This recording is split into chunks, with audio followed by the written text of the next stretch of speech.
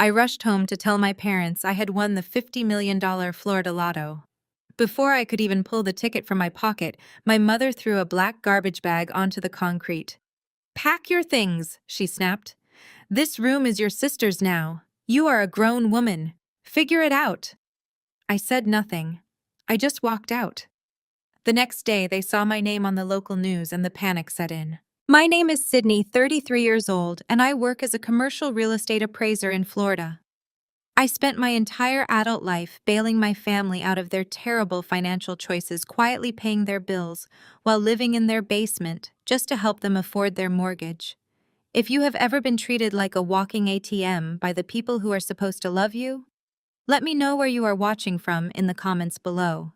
Hit the like button and subscribe if you want to hear how I turned their worst betrayal into my ultimate victory. It was a sweltering Tuesday afternoon when my life split into two distinct halves. I was sitting in my worn-out sedan parked in the driveway of my parents' suburban home. My hands were shaking so hard I could barely grip the steering wheel. Sitting in my lap was a piece of paper that defied all logic, a winning lottery ticket worth exactly $50 million. My mind was racing with possibilities. For years I had watched my parents drown in debt, mostly due to my mother Patricia's obsession with maintaining a wealthy country club facade they could not actually afford. They were 3 months behind on their mortgage with Chase Bank. I had been paying them rent for the unfinished basement just to keep the bank from foreclosing on them. I thought this ticket was our salvation. I took a deep breath, stepped out of the car, and prepared to change our family's destiny. I did not even make it to the front door. Before my foot touched the porch step, the front door swung open violently. My mother marched out, her face twisted in a sneer that I knew all too well. She was dragging a heavy black garbage bag. Without a word of greeting, she heaved the bag down the steps. It hit the concrete driveway with a heavy thud, bursting open to reveal my work blouses and shoes spilling onto the pavement. "Pack your stuff right now," she commanded, her voice slicing through the humid air. I stared at my clothes on the ground, completely disoriented. "Mom, what are you doing?" I asked, my hand instinctively dropping to the pocket of my blazer where the lottery ticket rested. "Andre lost his latest crypto investment," she snapped, not even looking at the mess she had made of my belongings. "Brittany is incredibly stressed out. They need your basement space for her new lifestyle podcast studio. You are 33 years old, Sydney. Stop leeching off us and figure it out." I stood frozen, processing the sheer audacity of her words. Leeching off them, I was the only reason this house was not already seized by the bank.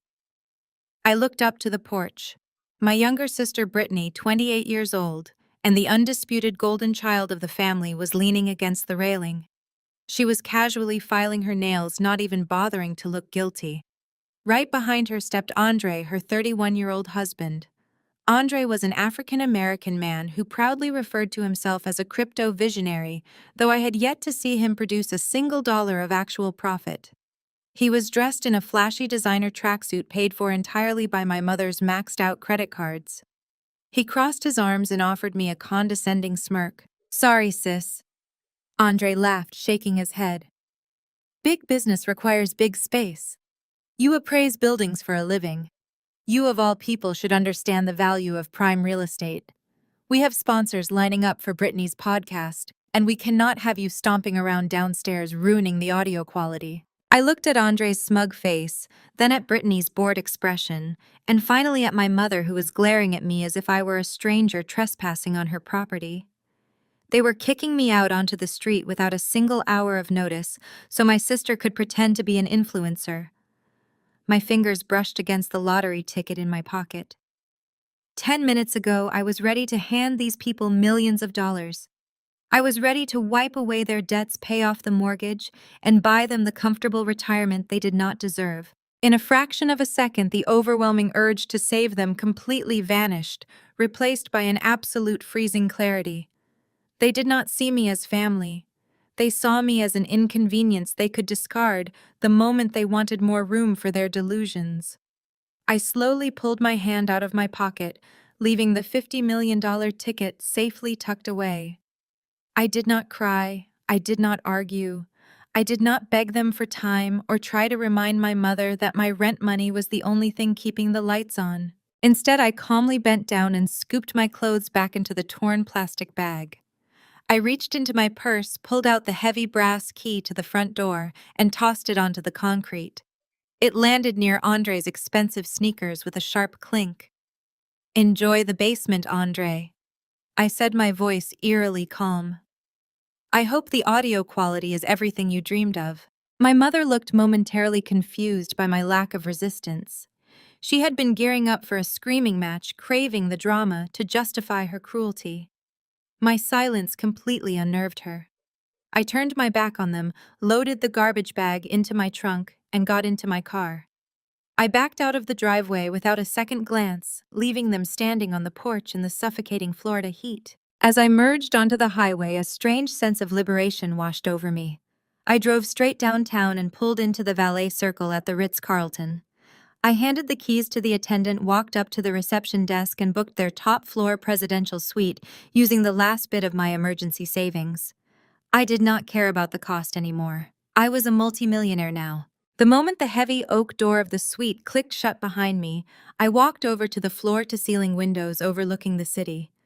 I pulled out my phone and dialed the direct line of a high-end wealth management attorney I had researched for some of my wealthiest commercial real estate clients. He answered on the second ring. "I need to establish a blind trust immediately," I told him, matching his professional tone. "We will call it the Azure Trust. I have a winning lottery ticket to claim, and I need absolute anonymity." As he rapidly agreed and started listing the legal steps, I interrupted him with my first official directive. "And there is one more thing," I added, feeling a cold smile spread across my face. "I need you to look into a specific residential mortgage note held by Chase Bank. The owners are currently 3 months delinquent on their payments. I want the Azure Trust to purchase their entire debt portfolio by tomorrow morning. Do whatever it takes. Pay whatever premium is required. I want to own that house." The valet at the Ritz-Carlton did not ask questions. He simply took the keys to my worn-out sedan and handed me a pristine claim ticket. Walking through those heavy glass doors, the contrast was physical. I traded the suffocating humidity and toxic screaming of my parents' driveway for the quiet, air-conditioned marble lobby of a 5-star hotel. I approached the polished mahogany front desk and pulled out my emergency credit card, the one I kept hidden for absolute disasters. "I want the presidential suite," I said, keeping my voice perfectly level. The receptionist paused for a fraction of a second, likely taking in my wrinkled blazer and the slight sheen of sweat on my forehead. But the moment my premium card hit the marble counter, his professional smile returned.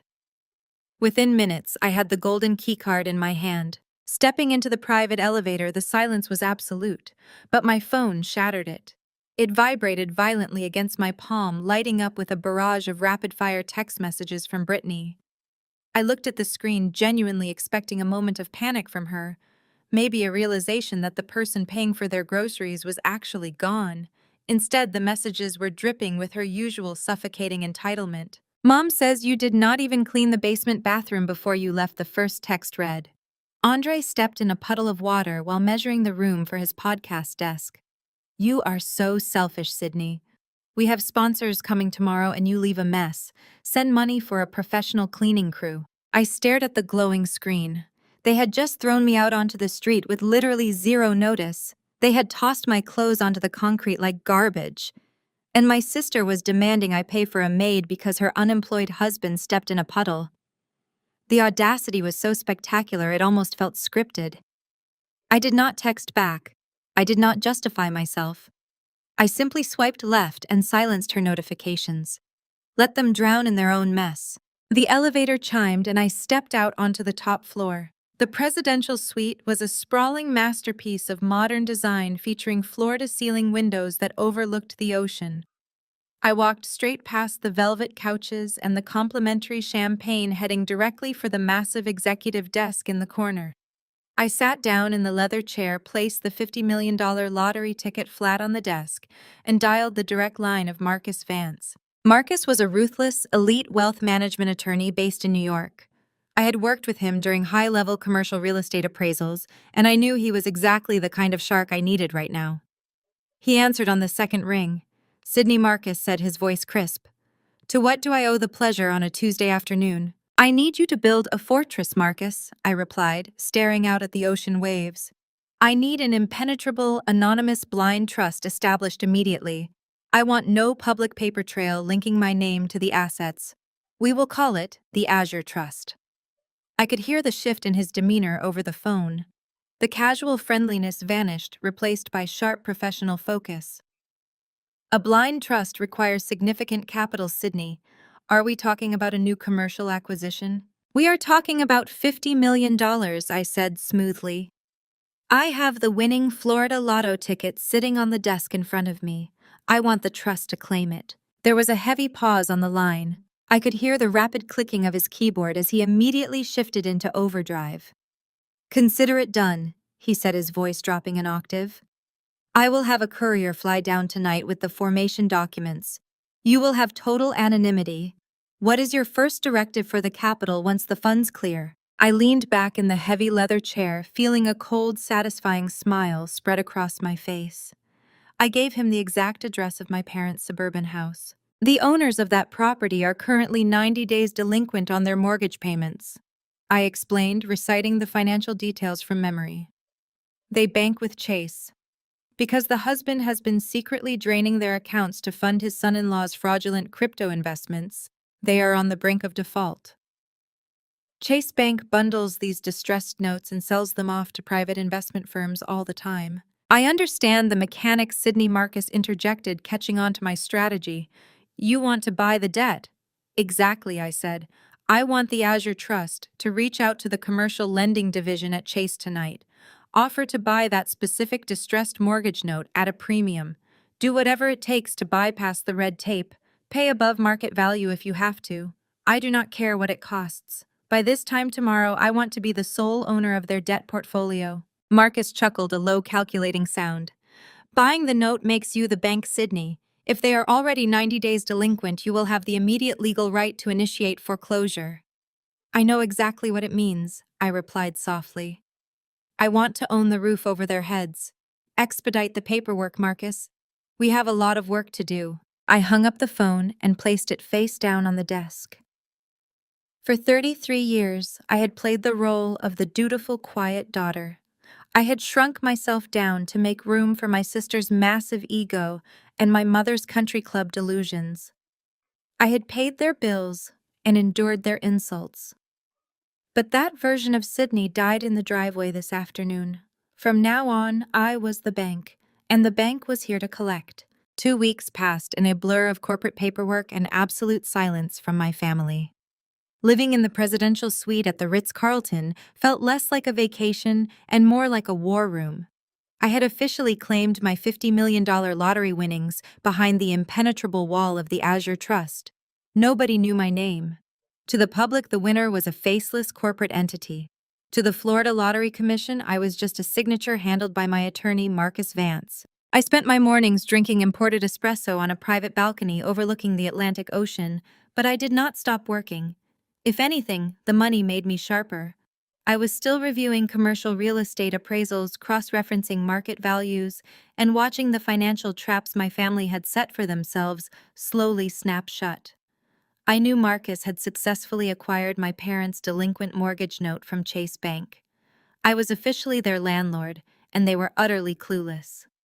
The peace and quiet of my luxury suite was a stark contrast to the suffocating basement I had been forced to call home just 14 days prior. That peaceful silence was abruptly broken by my cell phone buzzing violently against the glass coffee table. The caller ID flashed with my mother's name, Patricia. It had been exactly 2 weeks since she threw my clothes onto the concrete driveway and told me to figure it out. 2 weeks without a single text asking if I had a safe place to sleep or if I had enough money to eat. I tapped the screen and brought the phone to my ear. I did not say hello. I just waited. We are having a family dinner at Le Papillon this Saturday, my mother announced. Her tone was completely devoid of warmth. It was a strict command. She did not ask how I was doing. She did not ask where I was living. She went straight to business. I need you there at 7 sharp. And Sydney, bring the physical deed to your grandmother's lake cabin. Andre needs it. I paused, setting my espresso cup down on the table. I appraised multi-million-dollar commercial properties for a living. I understood finance leverage and debt better than anyone in our family. The sheer audacity of her demand actually made me laugh, a cold, hollow sound. Andre needs my property deed, I repeated slowly. Why exactly does your unemployed son-in-law need the deed to a house he does not own? Do not use that tone with me, Patricia snapped, her voice echoing with the exact same venom she used the day she kicked me out. Andre is launching a new artificial intelligence startup. It is going to revolutionize the entire tech industry. He just needs to leverage the cabin as collateral to secure his seed funding from a private lender. It is just a temporary loan, Sydney. You will get the deed back when his company goes public. The delusion of her request hung heavily in the air. Andre had never successfully run a business in his life.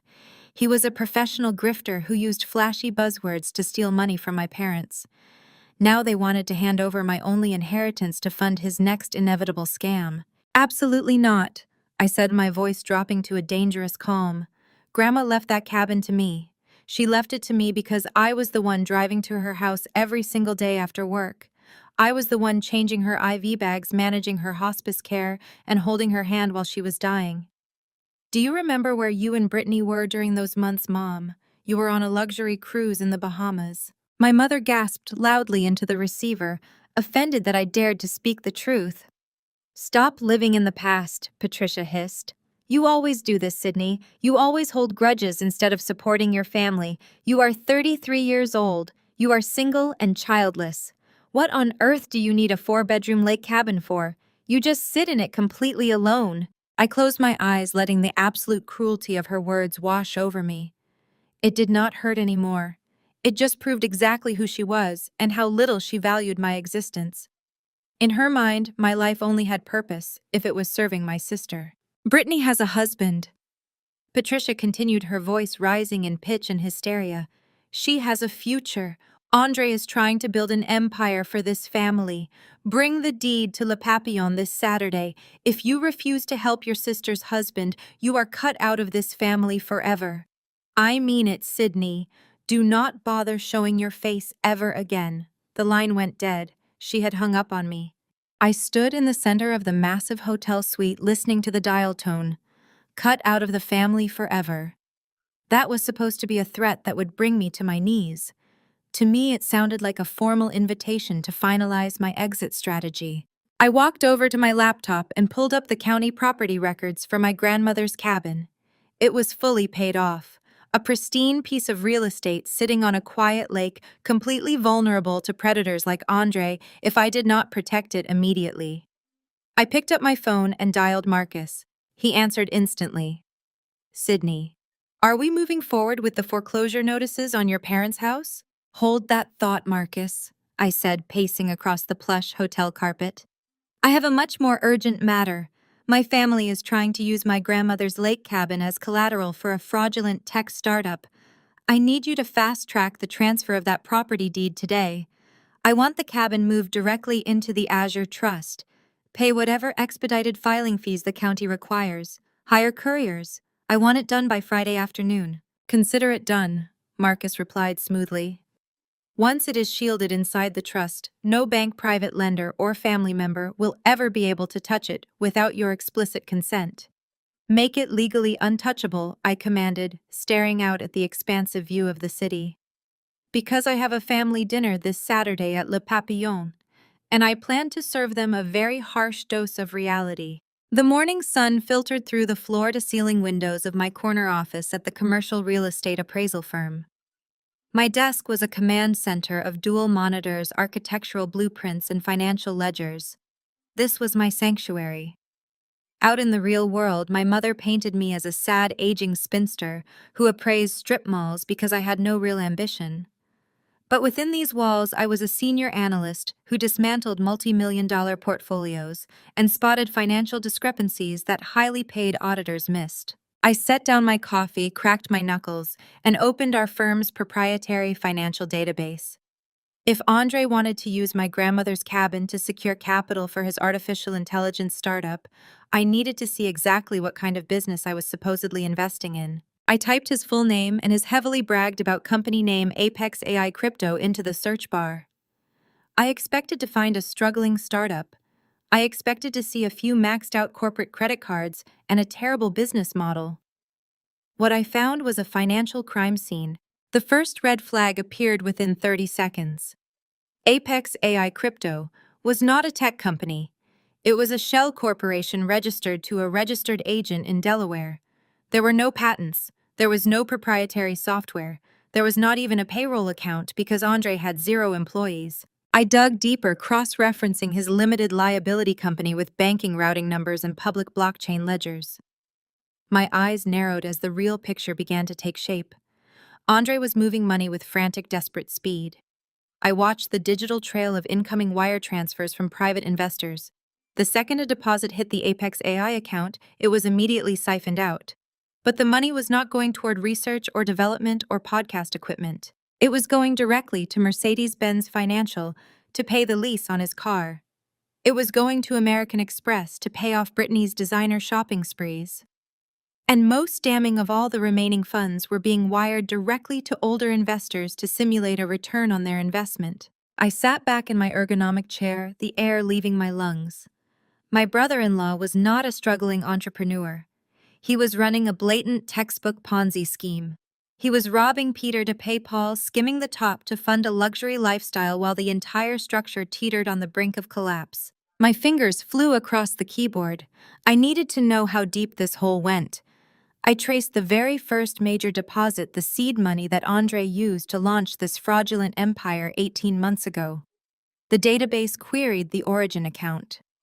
The screen loaded, and the names attached to the initial $200,000 wire transfer hit me like a physical blow. Richard and Patricia, my parents. I pulled up the public property records and financial filings connected to their names. The truth laid itself bare in cold, hard numbers. 18 months ago, my parents had secretly taken out a massive secondary loan against their home. The same home where I was living in the unfinished basement. The same home where I was paying them exorbitant rent every single month just to keep their primary mortgage afloat. But that was not all. I looked at the retirement fund tracking. My father had completely liquidated his 401k. He had drained 30 years of his savings and handed every single penny of it to a con artist in a designer tracksuit. A bitter, dark laugh escaped my throat. I remembered sitting at the kitchen table 5 years ago begging my father to co-sign a small loan so I could finish my advanced appraisal certifications. He had looked me dead in the eye, sighed heavily, and told me money was too tight. He told me I needed to pull myself up by my bootstraps and stop asking for handouts. Yet he had secretly bankrolled a fraudster sacrificing his own retirement and the roof over his head just to finance the delusion that his golden child had married a billionaire visionary. The betrayal was absolute. They had bled me dry to pay their basic bills while secretly funding Andre's criminal lifestyle. Any lingering shred of daughterly guilt I felt about foreclosing on their house evaporated entirely. They did not just make a mistake. They made a calculated choice to sacrifice my financial stability to protect Brittany and Andre. I leaned forward and began taking screenshots, downloading wire transfer receipts, and compiling SEC violations. I turned my desk into an assembly line of undeniable evidence. I printed bank statements, highlighted the fraudulent transfers, and mapped out the entire Ponzi scheme in a clear, brutal flowchart. I gathered the proof of my parents' secondary mortgage and the drained retirement accounts. By noon, I had compiled a 50-page dossier of irrefutable financial ruin. It was a masterpiece of corporate destruction. I walked over to the heavy industrial printer in the hallway and printed 2 identical copies. I carried them back to my desk, the thick stacks of paper warm against my hands. I slid the first copy into a sleek black binder and dropped it into my leather briefcase. That one was for the family dinner at Le Papillon this Saturday. I took the second copy and slid it into a heavy tamper-proof manila envelope. I picked up a thick black marker and wrote out the address in bold, precise letters. Federal Bureau of Investigation, White Collar Crime Division, Miami Field Office. I sealed the envelope, pressing the adhesive down firmly. I picked up my desk phone and pressed the button for the mailroom. Yes, Sydney, the mail clerk answered. I have a priority package that needs to go out immediately. I said, my voice steady and completely void of hesitation. I need overnight tracking and signature confirmation. I hung up the phone and placed the envelope at the edge of my desk. My mother wanted me to bring a deed to dinner. She wanted me to hand over my only inheritance so she could keep funding a criminal. She wanted a performance. I was going to give her a spectacle she would never forget. Saturday night could not come fast enough. Le Papillon was the kind of establishment where the menus lacked prices.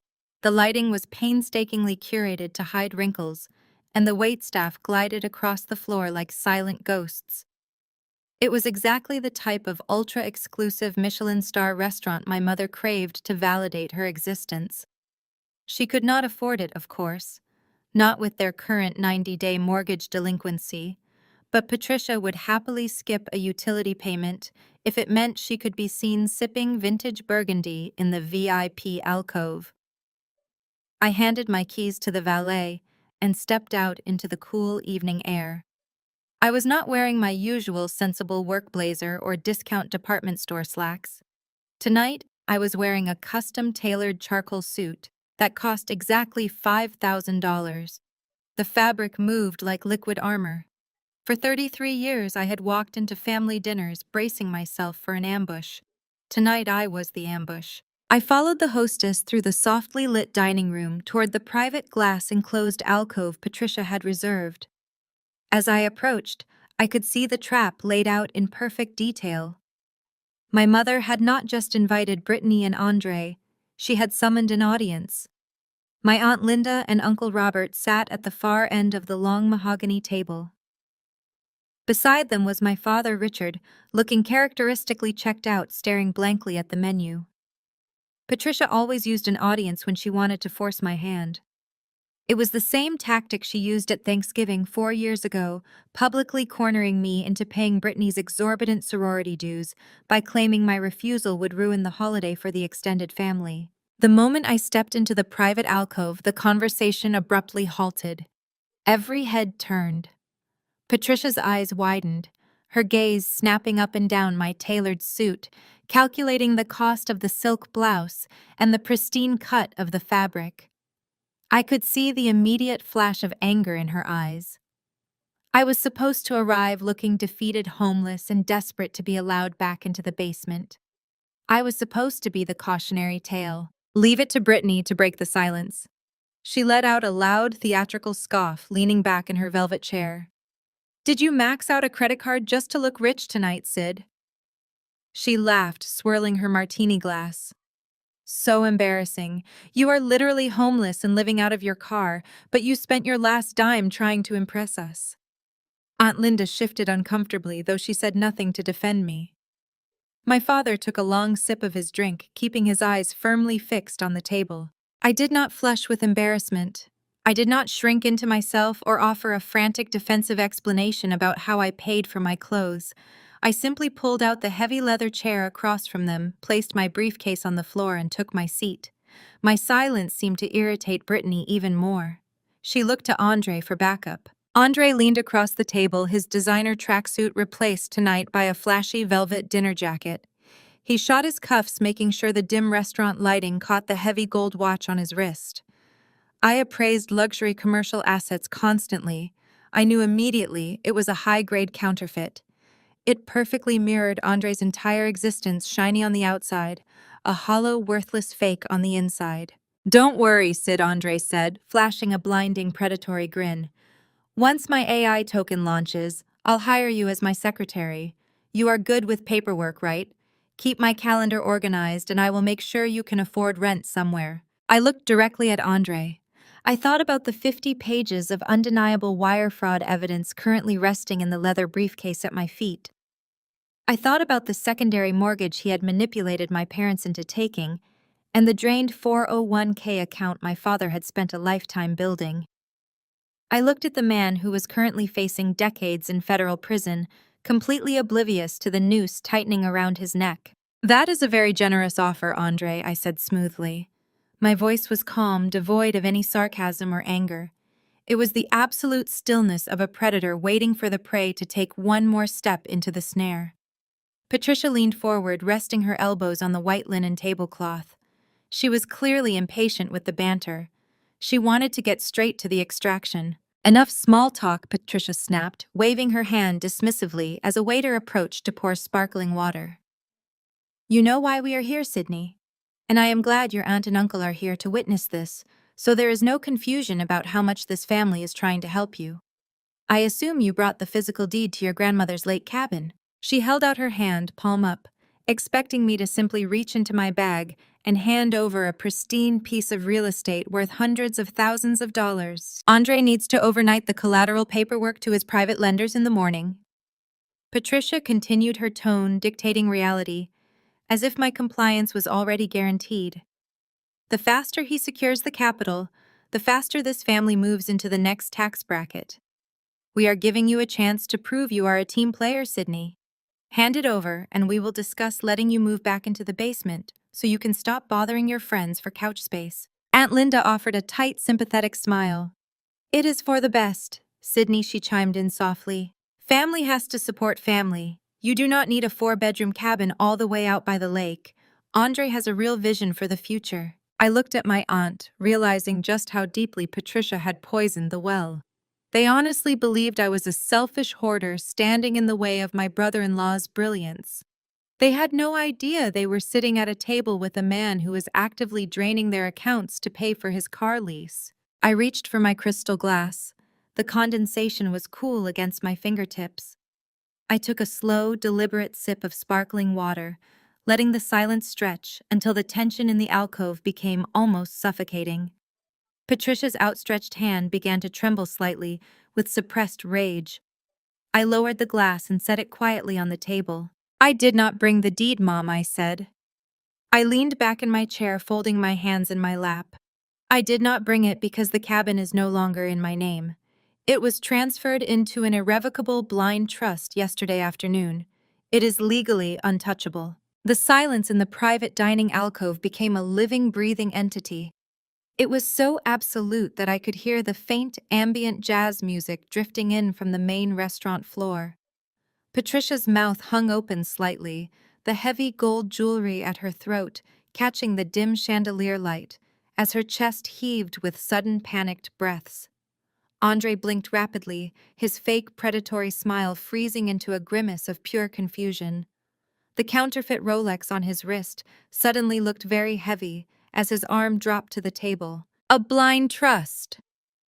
Brittany shrieked, her voice shattering the quiet luxury of the room. What do you mean, a blind trust? You appraise strip malls in the suburbs, Sydney. You do not even know what a blind trust is. You are lying. Before I could explain exactly how well I understood corporate shielding and asset protection, the heavy mahogany doors of our private dining room swung open. 3 waiters glided in with terrifying precision, carrying massive silver trays. They moved around the table in perfect synchronization, placing delicate plates of seared scallops, caviar, blinis, and wagyu tartare in front of each of us. The contrast between the exquisite Michelin star culinary presentation and the absolute venom radiating from my family was almost poetic. We all sat in frozen, excruciating silence, forced to pause our warfare, while the waiters poured sparkling water, arranged the silver cutlery, and finally bowed before exiting. The moment the heavy wooden doors clicked shut behind them, the assault began. Aunt Linda picked up her silver fork, but she did not touch her caviar. Instead, she leaned across the long table, her face pinched with that condescending, toxic concern she had perfected over decades.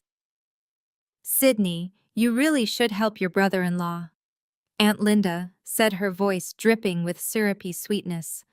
Family supports family. You have always been so stubborn. Ever since you were a little girl, you just dig your heels in for absolutely no reason. Uncle Robert nodded in agreement, wiping his mouth with a crisp linen napkin before pointing a finger at me. Your aunt is right, Sydney. You do not understand how high-level tech finance works. Andre just needs a temporary bridge loan to get his artificial intelligence platform off the ground. Using real estate as collateral is standard operating procedure in Silicon Valley. You are being completely irrational and frankly very selfish to stand in the way of his success. I looked at my aunt and uncle. They had spent 30 years watching my mother belittle me, and they had always played along, eager to stay in Patricia's good graces. Now they were actively participating in the attempted theft of my only inheritance. I wondered if they knew that Andre had already maxed out 3 different corporate credit cards this month alone. I wondered if they knew their brilliant tech visionary nephew was currently paying off old investors with new investors' money, running a textbook Ponzi scheme from his laptop in my mother's basement. They were blindly defending a criminal simply because he wore a velvet jacket and married the golden child. Patricia had finally recovered from the initial shock of my announcement. Her face was flushed red, the veins in her neck visible against her tense skin. She reached down into her oversized designer handbag, her movements sharp and furious. She did not pull out a tissue or a compact mirror. She pulled out a thick stack of legal papers. She threw them onto the table. The heavy thud made the crystal glasses rattle and sloshed water onto the pristine linen. She slid a transfer of deed document across the white tablecloth directly toward me. The paper stopped right next to my plate of seared scallops. Then she reached into her purse one more time, pulled out a heavy gold-plated Mont Blanc pen, and slammed it down on top of the paperwork. "I do not care what imaginary trust you think you set up," Patricia growled, leaning over the table until she was practically in my face. "You can undo it. You are going to sign this document right now. You are going to transfer the property rights to Andre so he can secure his seed funding on Monday morning. Sign it, now." Brittany crossed her arms, glaring at me with absolute disgust. "Stop trying to ruin my husband's life just because you are miserable and alone, Sydney. Just sign the paper so we can actually enjoy our dinner. I am starving." I did not move. I did not touch the pen or the paper. I slowly shifted my gaze to the far end of the table, looking directly at my father. Richard had been entirely silent this entire time. He was a man who had spent his whole life avoiding conflict, letting my mother bulldoze everyone in her path while he hid behind his newspaper or his corporate ledgers. But tonight, the stakes were entirely different. He looked exhausted, his skin pale and slightly gray under the warm restaurant lighting. A thin layer of sweat coated his forehead. He leaned forward, resting his hands heavily on the table. "Just do it, Sydney," my father whispered, playing the role of the passive peacemaker. His voice was strained, carrying a subtle tremor of sheer panic that the rest of the table completely missed. "Don't cause a scene. Andre is a genius. He will double the money. It is just for a few months. Please just sign the paper so we can move forward." I stared at my father, taking in his trembling hands and his desperate, pleading eyes. The desperation in his voice was not about keeping the peace or maintaining family harmony. It was about raw, unfiltered survival. He was begging me to sign away my grandmother's cabin because he knew exactly what was at stake. He knew his entire retirement account was gone. He knew about the massive secondary mortgage they had secretly taken out against their house. He needed Andre's imaginary tech company to succeed just as badly as Andre did, because if this Ponzi scheme finally collapsed, my father would be completely bankrupt and facing federal investigators. He was drowning in his own terrible choices, and he was actively asking me to throw my only asset into the water to save him. I looked down at the gold-plated pen resting on the pristine white tablecloth. It gleamed brightly under the crystal chandelier. The entire table was watching me, waiting for me to break. They fully expected the old Sydney to surface, the dutiful daughter who always caved under pressure, the walking ATM, who always cleaned up their financial disasters to keep the family image intact. I stared at the pen, feeling the undeniable weight of the 50-page financial fraud dossier resting securely inside my leather briefcase on the floor beneath my chair. The silence in the room was absolute. Even the ambient noise of the restaurant seemed to fade away, leaving nothing but the sound of my own steady breathing. Every eye in the private alcove was locked on me. Patricia sat rigidly, her chin jutting forward, expecting the immediate compliance she had demanded for over 3 decades. Richard watched me with wide, terrified eyes, silently begging me to fall on my sword so he would not have to face the consequences of his own financial cowardice. Aunt Linda and Uncle Robert looked on with pitying impatience, waiting for the obedient scapegoat to do what she was told. I looked down at the heavy gold-plated Mont Blanc pen resting on top of the transfer deed. It was a beautiful pen. It probably cost more than my first car. I reached my hand forward, my fingers brushing against the cool metal. Patricia exhaled a sharp, triumphant breath.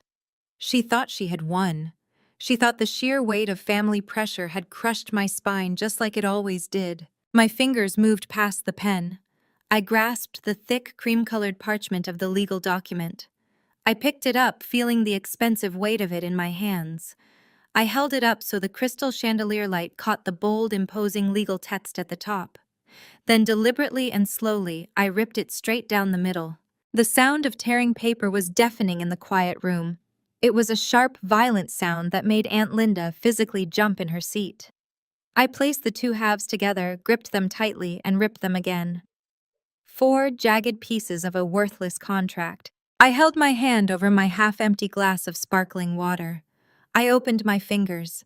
The shredded pieces of paper fluttered down, landing in the water with a soft splash. We all sat perfectly still and watched as the dark blue ink immediately began to bleed into the clear liquid, turning it into a cloudy, murky mess.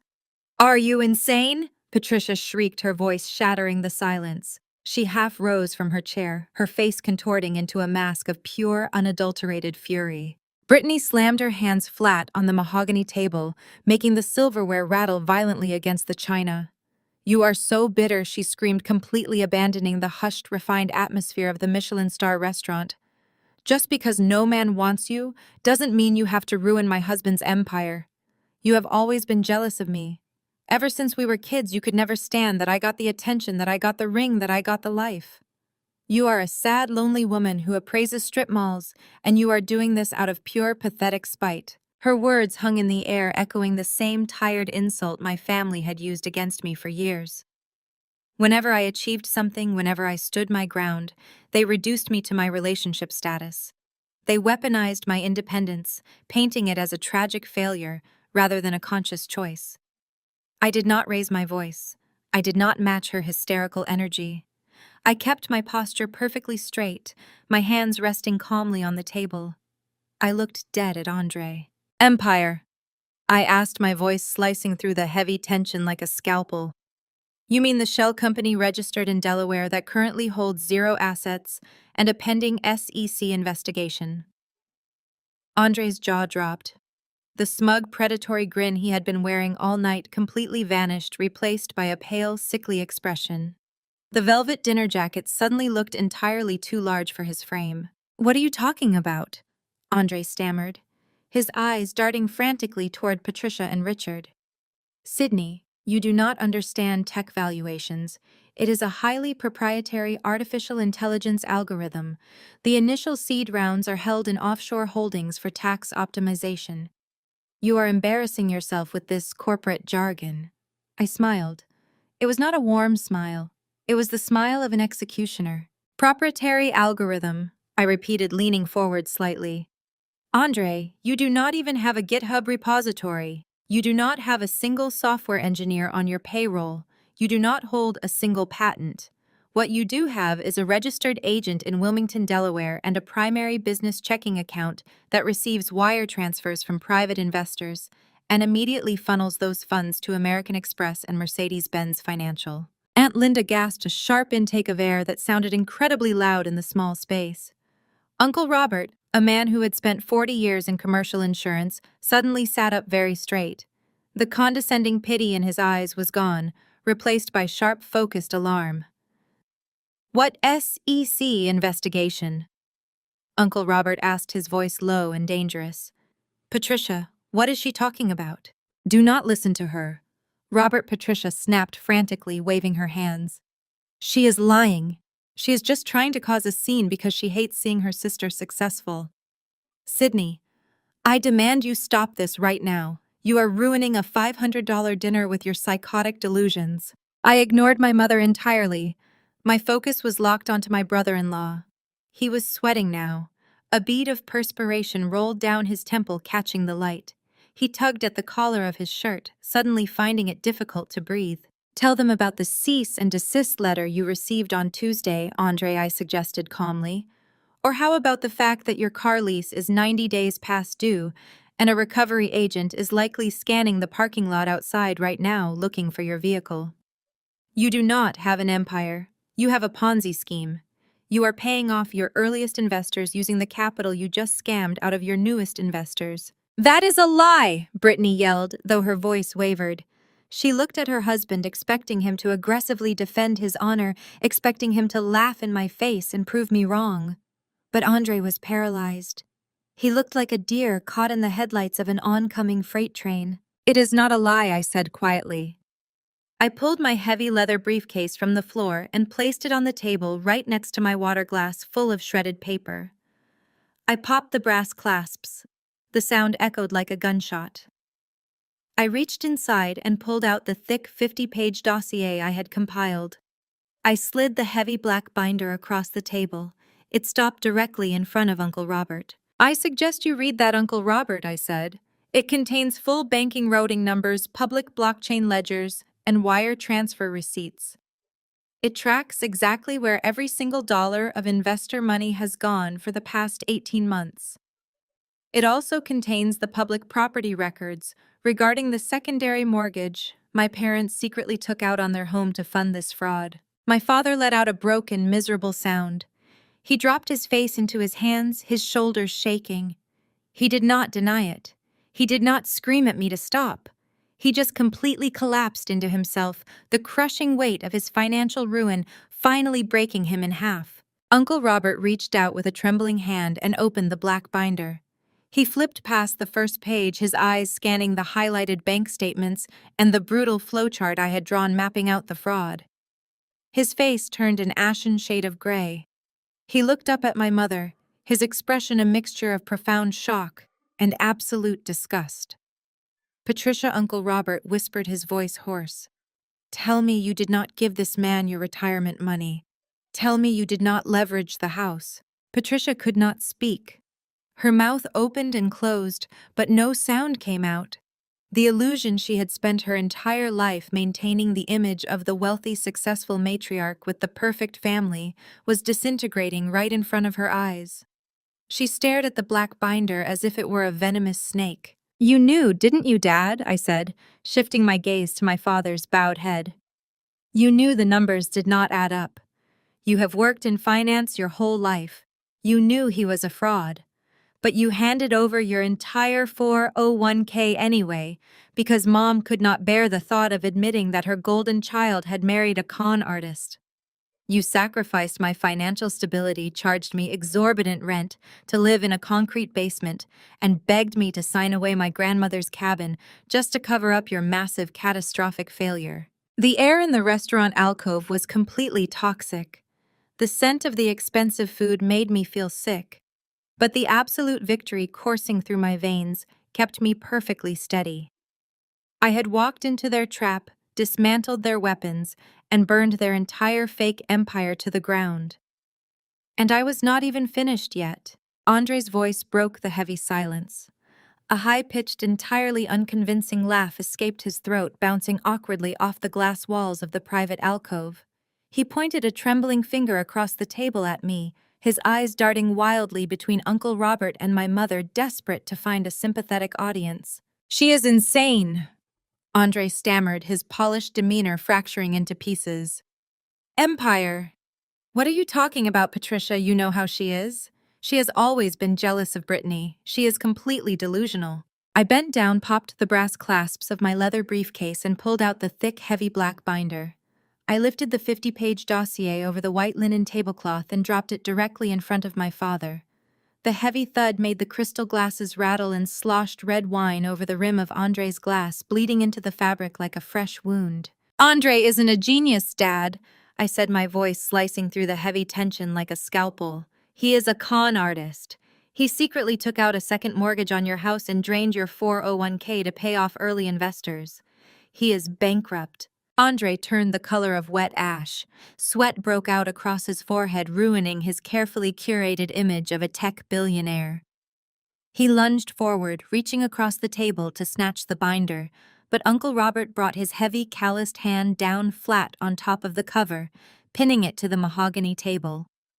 Uncle Robert was a seasoned commercial insurance executive who spent his life calculating risk and detecting fraud. He looked up at Andre, and the sheer contempt in his gaze made the younger man freeze mid-reach. "Sit down," Uncle Robert ordered. The command was low, but it echoed with absolute, unquestionable authority. Andre slowly sank back into his chair, his chest heaving, his eyes wide with cornered panic. Patricia could no longer bear the suspension of her reality. She reached out and snatched the binder out from under her brother's hand, practically tearing the cover off in her haste.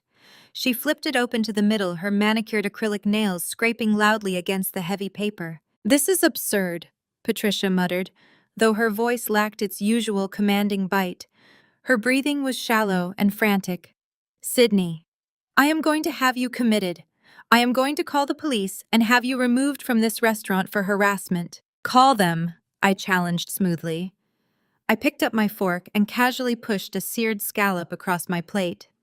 "In fact, ask for the white-collar crime division. I already mailed them a duplicate copy of that exact binder this morning with priority overnight shipping. They will be thrilled to save a trip and arrest him right here during dessert." Patricia's eyes snapped down to the pages. I watched the exact moment her meticulously crafted world collapsed. It happened in brutal, agonizing stages. First came the aggressive denial. Her eyes scanned the opening page of highlighted bank statements. Then came the profound confusion as she recognized the routing number of her own joint checking account printed at the top of a transfer log. Finally, the stark, suffocating terror set in as she saw the official notarized paperwork for a secondary mortgage on her home. "Richard!" Patricia gasped, her voice suddenly sounding small and frail, devoid of all its usual venom. "Richard, what is this? This says we took out a loan against the house, $300,000. Richard, look at me." My father kept his face buried in his hands. He shook his head slowly from side to side, a pathetic picture of a broken man unable to look his wife in the eye. "He didn't want to tell you, Mom," I said, leaning forward, resting my forearms on the table to command the space. "Because you loved bragging about Andre's imaginary tech empire to your country club friends. You loved parading your billionaire son-in-law around town. Dad knew Andre had zero capital. He knew Andre was broke. But Andre promised him a 200% return on investment within 6 months. So Dad liquidated his entire 401k. 30 years of corporate middle management savings completely gone. Transferred to a Delaware shell company so Andre could pay the lease on his Mercedes and buy Brittany those designer handbags." Brittany whipped her head around to stare at her husband. The martini she had been drinking was completely forgotten, her perfectly contoured face twisted into a mask of pure shock. "Andre, what is she talking about?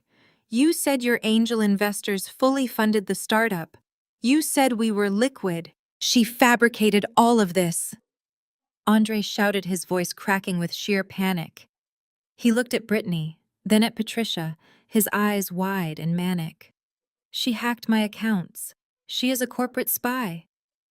Brittany, I swear to God, she is trying to destroy us because she is miserable." "I didn't have to hack anything, Andre," I replied, keeping my tone perfectly measured, refusing to match his hysteria.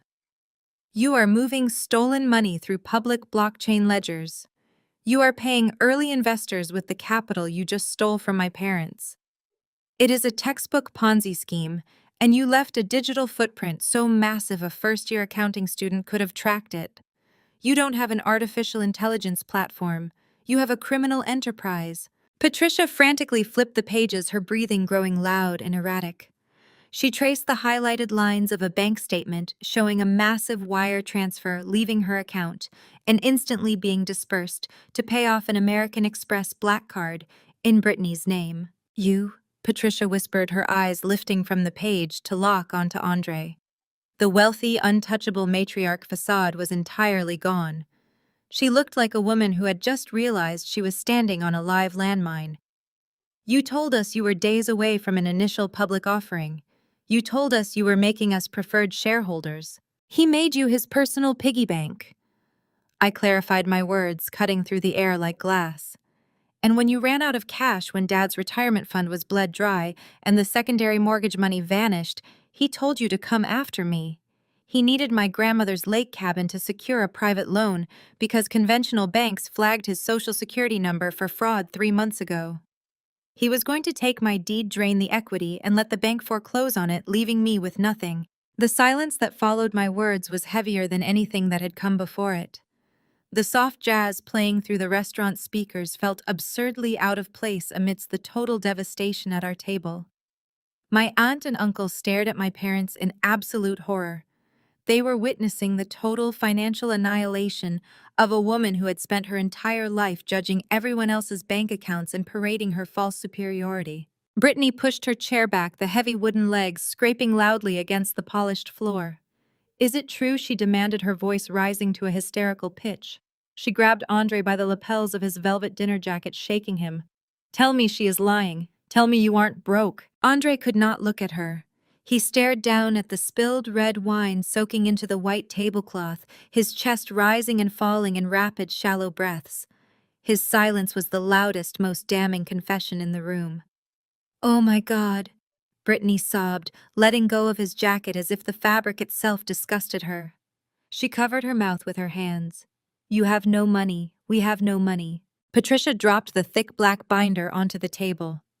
Her hands were shaking so violently she had to grip the edge of the mahogany table just to stay upright. She looked at my father, who was still refusing to lift his head, a portrait of absolute cowardice. Then slowly she looked at me. The vitriol, the arrogance, the lifelong disdain that normally defined her gaze had been completely hollowed out, replaced by a hollow, gaping terror. Sydney. Patricia whispered, her voice cracking, pleading in a way I had never heard in my 33 years of life. Sydney. What do we do? We will lose the house. We have nothing left. She was asking me for help. The woman who had treated me like a disposable asset my entire life, who had just spent the last 20 minutes trying to manipulate me into signing away my only inheritance to fund a criminal, was now looking at me to save her from the monster she had welcomed into our family. The silence in the private dining alcove hung heavy and suffocating. Patricia's desperate question echoed in the small space. She was staring at me with wide, terrified eyes, waiting for me to play the role I had always played. She was waiting for me to pull out my checkbook, offer my grandmother's cabin, and magically fix the catastrophic mess she and my father had created. She expected the dutiful, obedient daughter to absorb the collateral damage of her golden child's mistakes. I looked at my mother's trembling hands. I looked at the sheer panic distorting her meticulously preserved features. I felt absolutely nothing. No pity, no obligation, no lingering desire to save her. There is no we, Mom, I said, my voice eerily calm against the backdrop of her panic. You and Dad made a calculated decision to fund a criminal enterprise. You lied to me. You tried to steal my inheritance to cover your tracks. I am not bailing you out. You are completely on your own. The rejection hit her like a physical strike. I watched the terror in Patricia's eyes freeze, crystallize, and rapidly mutate into something else entirely. It was a defense mechanism I had witnessed 1,000 times throughout my childhood. When faced with undeniable proof of her own failures, my mother simply rejected reality. Her fragile vulnerability snapped instantly, replaced by toxic, narcissistic rage. The idea that she had been conned, the idea that her perfect son-in-law was a fraud and her spinster daughter was right, was psychologically intolerable to her. Patricia slammed both hands flat on the mahogany table. The crystal glasses jumped and the shredded pieces of the property deed swirled in my water glass. Her face flushed a deep, mottled red. How dare you? Patricia hissed, her voice vibrating with pure venom. How dare you hack into his private finances? You have no right to look at his accounts. I stared at her in genuine disbelief. Mom, did you not just read the documents? He stole your entire retirement fund. He is paying his car lease with your secondary mortgage. This is a temporary setback, Patricia yelled, completely ignoring my words, actively choosing to live in her delusion. He is a visionary. Startups go through turbulent financial periods all the time. It takes money to make money. He is just shifting capital to prepare for the token launch. I looked at Andre. He was slumped in his chair, completely silent, letting a 60-year-old woman violently defend his blatant federal crimes. He looked pathetic. Patricia pointed a rigid finger at my face. You fabricated this entire dossier because you cannot stand to see anyone else succeed. You are just a jealous, aging spinster trying to tear down your sister's happiness. You have always hated Brittany. You have always resented the fact that she found a brilliant man and built a beautiful life while you sit alone in a cheap apartment appraising suburban strip malls. You would rather destroy this family than admit Andre is smarter than you. Brittany, who had been hyperventilating moments before, suddenly stopped crying. The moment Patricia offered a narrative where Andre was still a genius and I was still the villain, Brittany grabbed onto it like a life raft in a hurricane. She wiped her mascara-stained eyes and sat up straight. Mom is right, Brittany sneered, her voice gaining false confidence. You manipulated those spreadsheets, Sydney. You just printed out a bunch of fake bank logos and typed up lies to make Andre look bad. You are actually psychotic. You need serious psychiatric help. I looked at Uncle Robert and Aunt Linda. Uncle Robert was still staring at the black binder, his face ashen. He was an insurance executive. He knew a fraudulent document from a real one. He knew the routing numbers and the public blockchain ledgers were indisputable facts. Patricia, Uncle Robert said, his voice grave and completely devoid of its earlier condescension. The documents are real. I recognize the filing format for the secondary home loan. You and Richard are in default. He is running a Ponzi scheme. You need to call a lawyer right now. Patricia rounded on her own brother, her eyes wild. Shut up, Robert. Do not take her side. She is a bitter, lonely woman trying to drag us down to her level. Andre is going to double our money by the end of the quarter. He promised us. Richard kept his head down. He refused to look at his brother, his wife, or me. He just stared blankly at his untouched plate of Wagyu tartare, fully retreating into his lifelong habit of cowardly silence. He would rather let his wife attack me than admit he had bankrolled his own destruction. I sat back in my custom-tailored suit and looked around the table. It was a profound, life-altering revelation. I had spent 33 years agonizing over how to earn their respect. I had spent my entire adult life trying to prove I was smart, capable, and worthy of their love. But watching Patricia violently defend the man who had just robbed her blind simply because acknowledging the truth would mean acknowledging my competence, I finally understood. They were completely beyond saving. They did not want the truth. They wanted the comfortable, shiny lie. They would happily ride Andre's sinking ship all the way to the bottom of the ocean, as long as they could stand on the deck and look down at me. The toxic family dynamic was more important to them than their own survival. I did not feel angry anymore. The lifelong weight of seeking their approval evaporated from my shoulders, leaving me feeling incredibly light. I reached down, picked up my leather briefcase, and stood up from the table. "Where are you going?" Patricia demanded, her voice shrill. "Sit down. We are not finished here. You are going to sign that deed and fix your attitude." I smoothed the fronts of my jacket. I looked at the shredded paper floating in my water glass, then looked dead into my mother's frantic, delusional eyes. I smiled. It was a smile of absolute, unfiltered freedom. "Don't worry, Mom," I said smoothly. "The FBI received the same dossier at 8 p.m. tonight." Andre bolted upright so violently that his heavy oak chair crashed backward into the velvet drapes. His flailing hand clipped the neck of the $200 Cabernet Sauvignon, sending the bottle shattering across the mahogany table. Deep red liquid splattered over his crisp white dress shirt and pooled across the pristine linen, dripping onto the floor like a fresh wound. "You snitched to the feds!" Andre yelled, his voice cracking into a shrill, hysterical pitch that instantly silenced the surrounding tables in the main dining room. He wiped his mouth with a trembling hand, his eyes darting frantically toward the restaurant exit. You stupid vindictive! You do not understand how Silicon Valley works. It is an alternative funding strategy. I have a registered entity. I have a legal team. You have a registered agent mailbox in Delaware, I corrected calmly, stepping back slightly to avoid the dripping wine. And you have a one-way ticket to a federal indictment. Wire fraud carries a 20-year maximum sentence. Multiplying that by the 42 separate investor transfers I documented, I suggest you start calling that imaginary legal team right now. Brittany erupted into a high-pitched wail. She clutched the sides of her head, completely abandoning the refined country club persona she had spent a decade cultivating. She pointed a manicured finger at my chest, her face streaked with expensive mascara. "You ruined my life!" Brittany screamed, the sound echoing sharply off the glass partitions of the private alcove. "You have always hated me.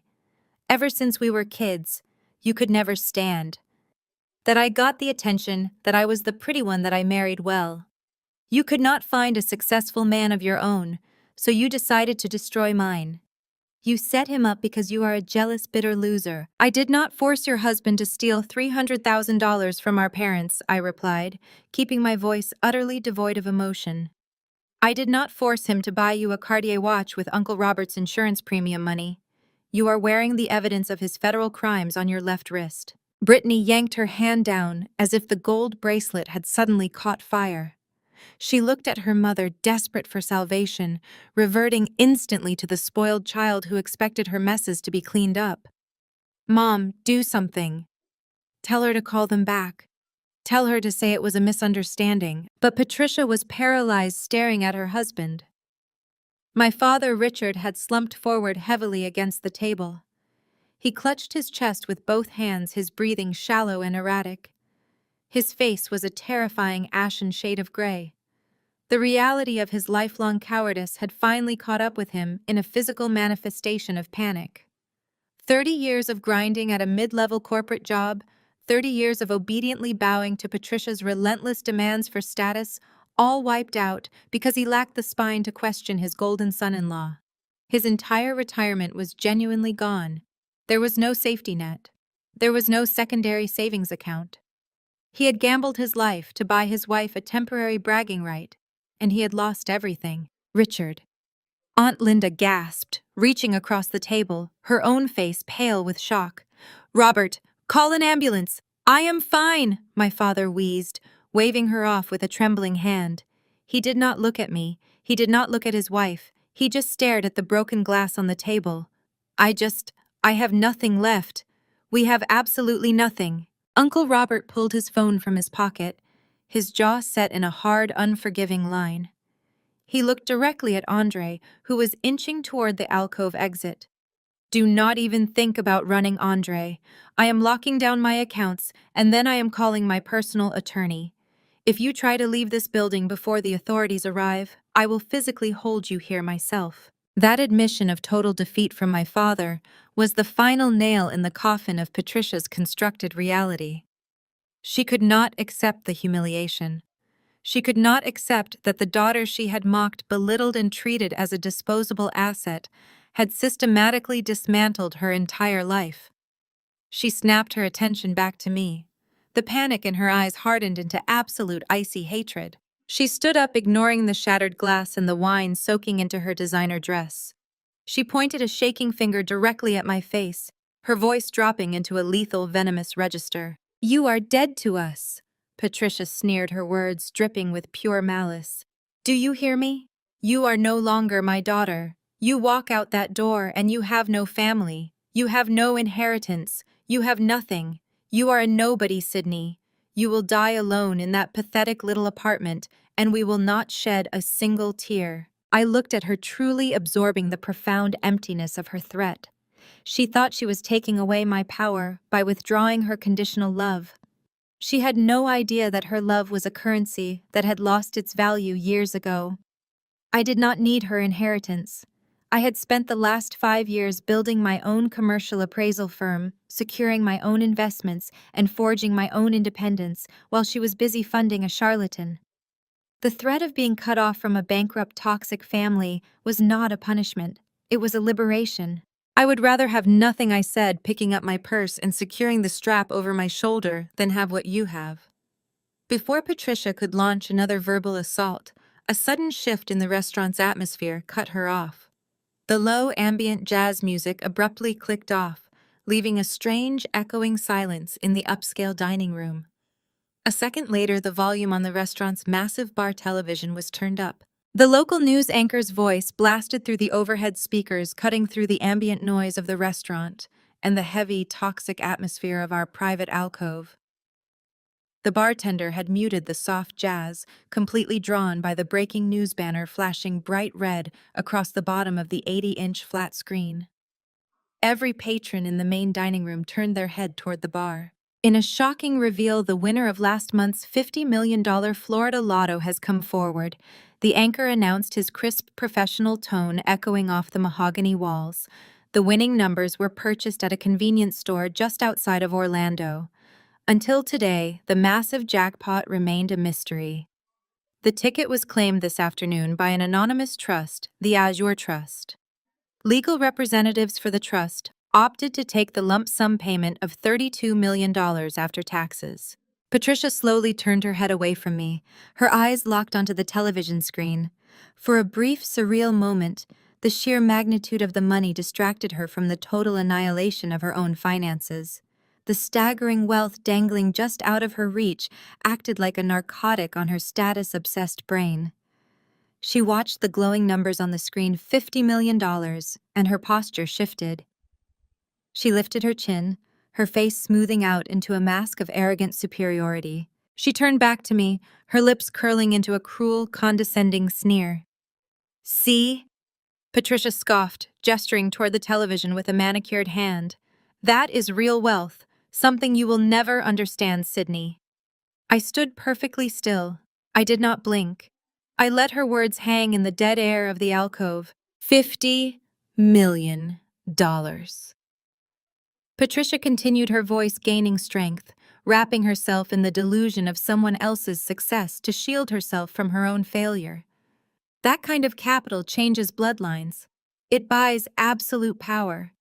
You sit here acting superior over your little 50-page binder, while real players are moving mountains.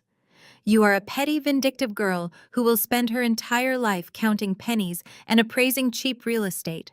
You will never know what it feels like to possess that kind of security. Brittany nodded along, wiping a smudge of mascara from under her eye. "Yeah, Sydney. You are just a sad middle-class auditor. You know nothing about real money." I reached into my leather purse. I bypassed my phone, bypassed my car keys, and unzipped a small interior pocket. I pulled out a sleek, heavy, custom-milled black titanium card. It caught the light of the crystal chandelier as I held it between my fingers. I stepped forward and dropped it directly onto the white linen tablecloth, right next to the shattered glass of Andre's wine bottle. The heavy metal hit the wood underneath the fabric with a solid, definitive thud. "Look at the name on the card, Mom," I said quietly. Patricia frowned. She glanced down at the table, annoyed by the interruption. Her eyes focused on the silver laser-etched lettering across the matte black surface. Her brow furrowed in confusion. "The Azure Trust," I said, pronouncing every syllable with meticulous clarity. "Named after my grandmother's favorite shade of blue. The same grandmother whose lake cabin you just tried to steal to fund a federal crime." The silence that slammed into the room was absolute. It was a physical weight crushing the air out of their lungs. Patricia stared at the card.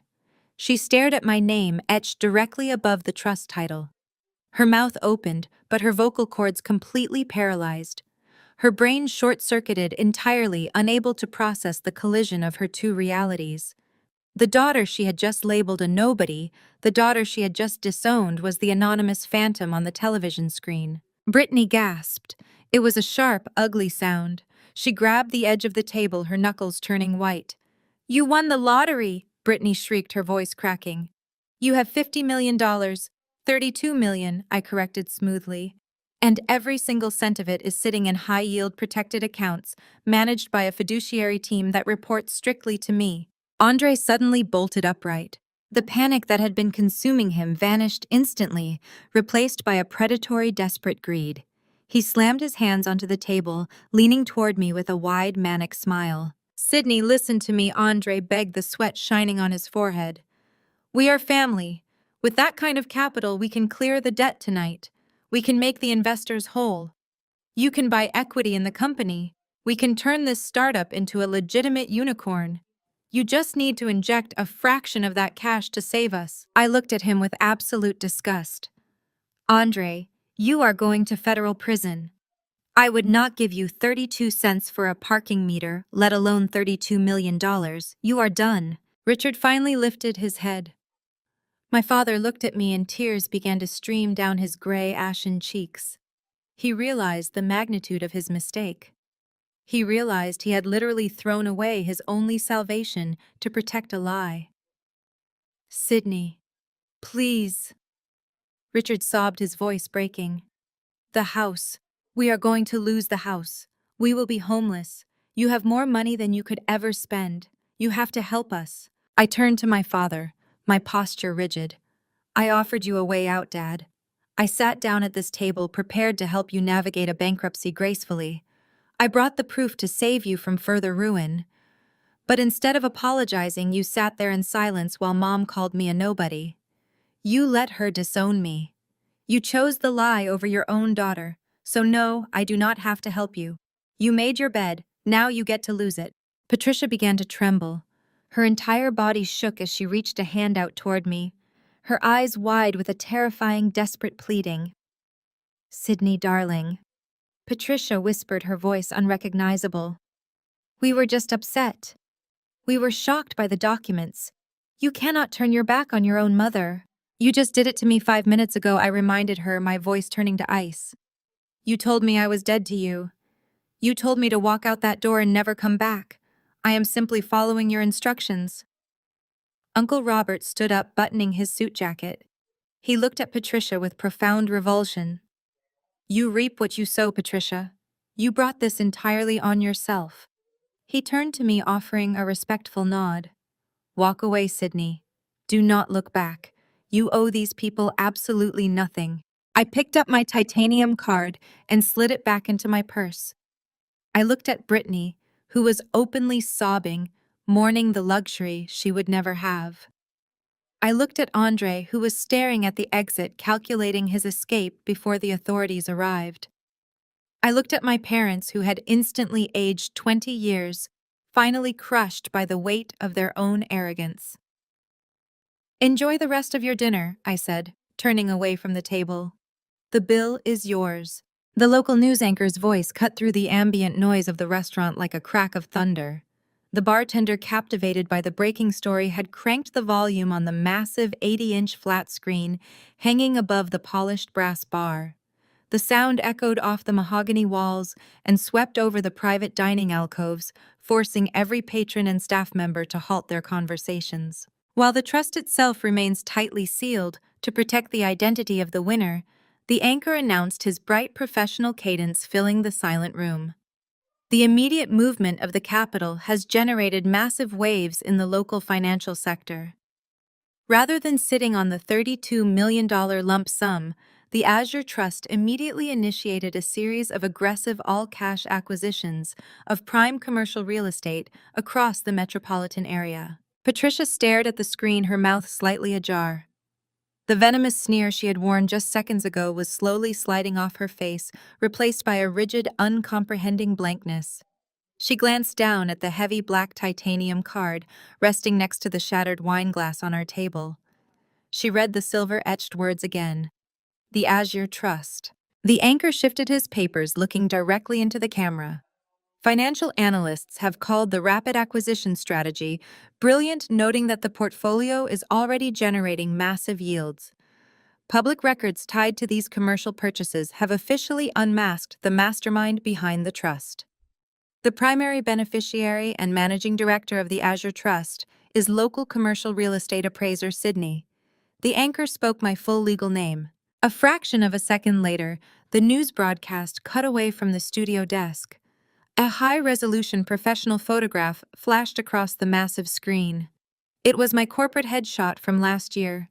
I was wearing a sharp, tailored blazer, my hair perfectly styled, offering a confident, measured smile against a brilliant blue background. The image filled the 80-inch display, radiating undeniable authority and absolute success. The silence that slammed into the restaurant was not just heavy, it was apocalyptic. Patricia physically recoiled as if the television screen had reached out and struck her across the face. The blood drained from her cheeks so fast she appeared almost translucent in the dim restaurant lighting. Her jaw worked soundlessly.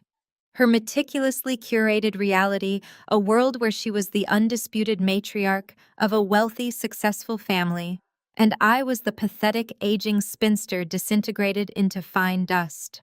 She had spent my entire life measuring human worth entirely by financial status. By her own metric, the daughter she had just vehemently disowned was now a titan. I possessed a level of wealth and power she could not even begin to fathom. The cognitive dissonance short-circuited her brain completely.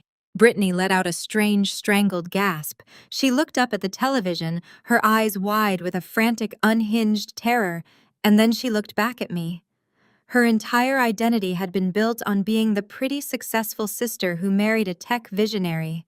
She had thrived on my supposed misery. Now she was staring at the undeniable proof that her husband was a bankrupt felon facing federal prison, while the sister she had mocked was a multi-millionaire commanding real estate empires on the evening news. The sheer scale of my victory broke her.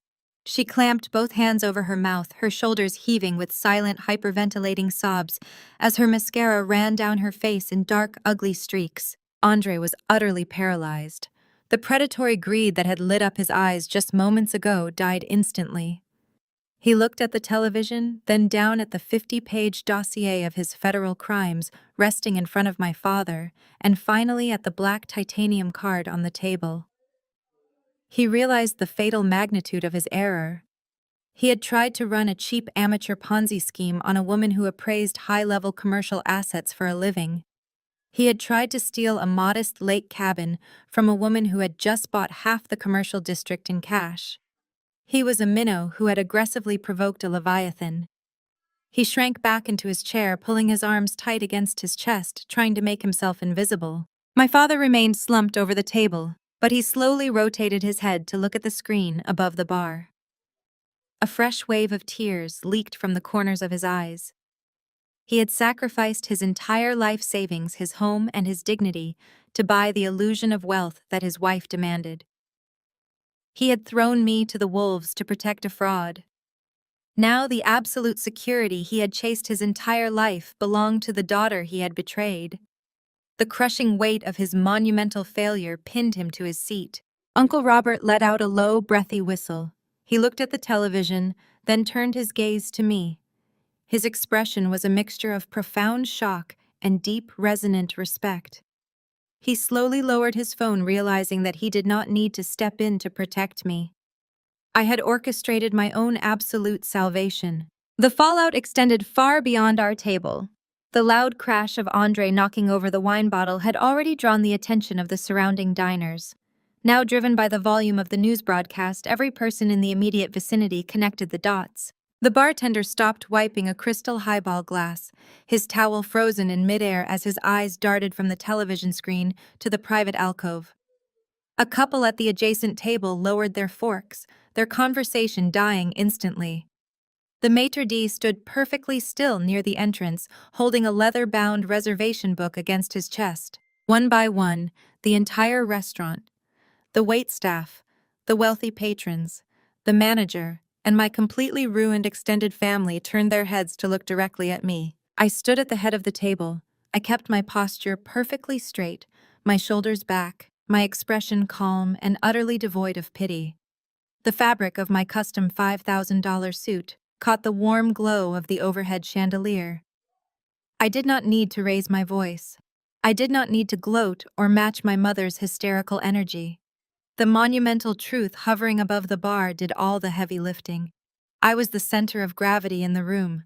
The silence was deafening. The silence broke not with a bang, but with a collective sharp intake of breath from the surrounding tables. The waitstaff stood frozen, their trays hovering in midair. The maitre d' slowly lowered his reservation book, staring at me with a newfound profound reverence. But I kept my eyes locked entirely on my family, watching the most grotesque psychological transformation I had ever witnessed unfold in real time. The blood rushed back into Patricia's face, not with the mottled red of anger, but with a feverish manic flush. The sheer, indisputable reality of the wealth displayed on the screen above the bar completely overrode her narcissistic rage. Her brain, hardwired to worship money and status above all human connection, aggressively deleted the last 10 minutes of our conversation. She forgot the cruel insults. She forgot that she had just looked me in the eye and vehemently disowned me. Her rigid posture melted. The harsh, venomous lines around her mouth relaxed into a wide, trembling, fiercely greedy smile. She stepped forward, her arms reaching out toward me, as if she were trying to embrace a winning lottery ticket rather than a human being. 50. 50 million. Patricia breathed, her voice completely transformed into a sickly sweet, high-pitched coo. Oh my God. Sydney, my beautiful girl. You hid this to surprise us. I took a deliberate step backward, refusing to let her manicured hands touch my jacket. Patricia did not even register the rejection.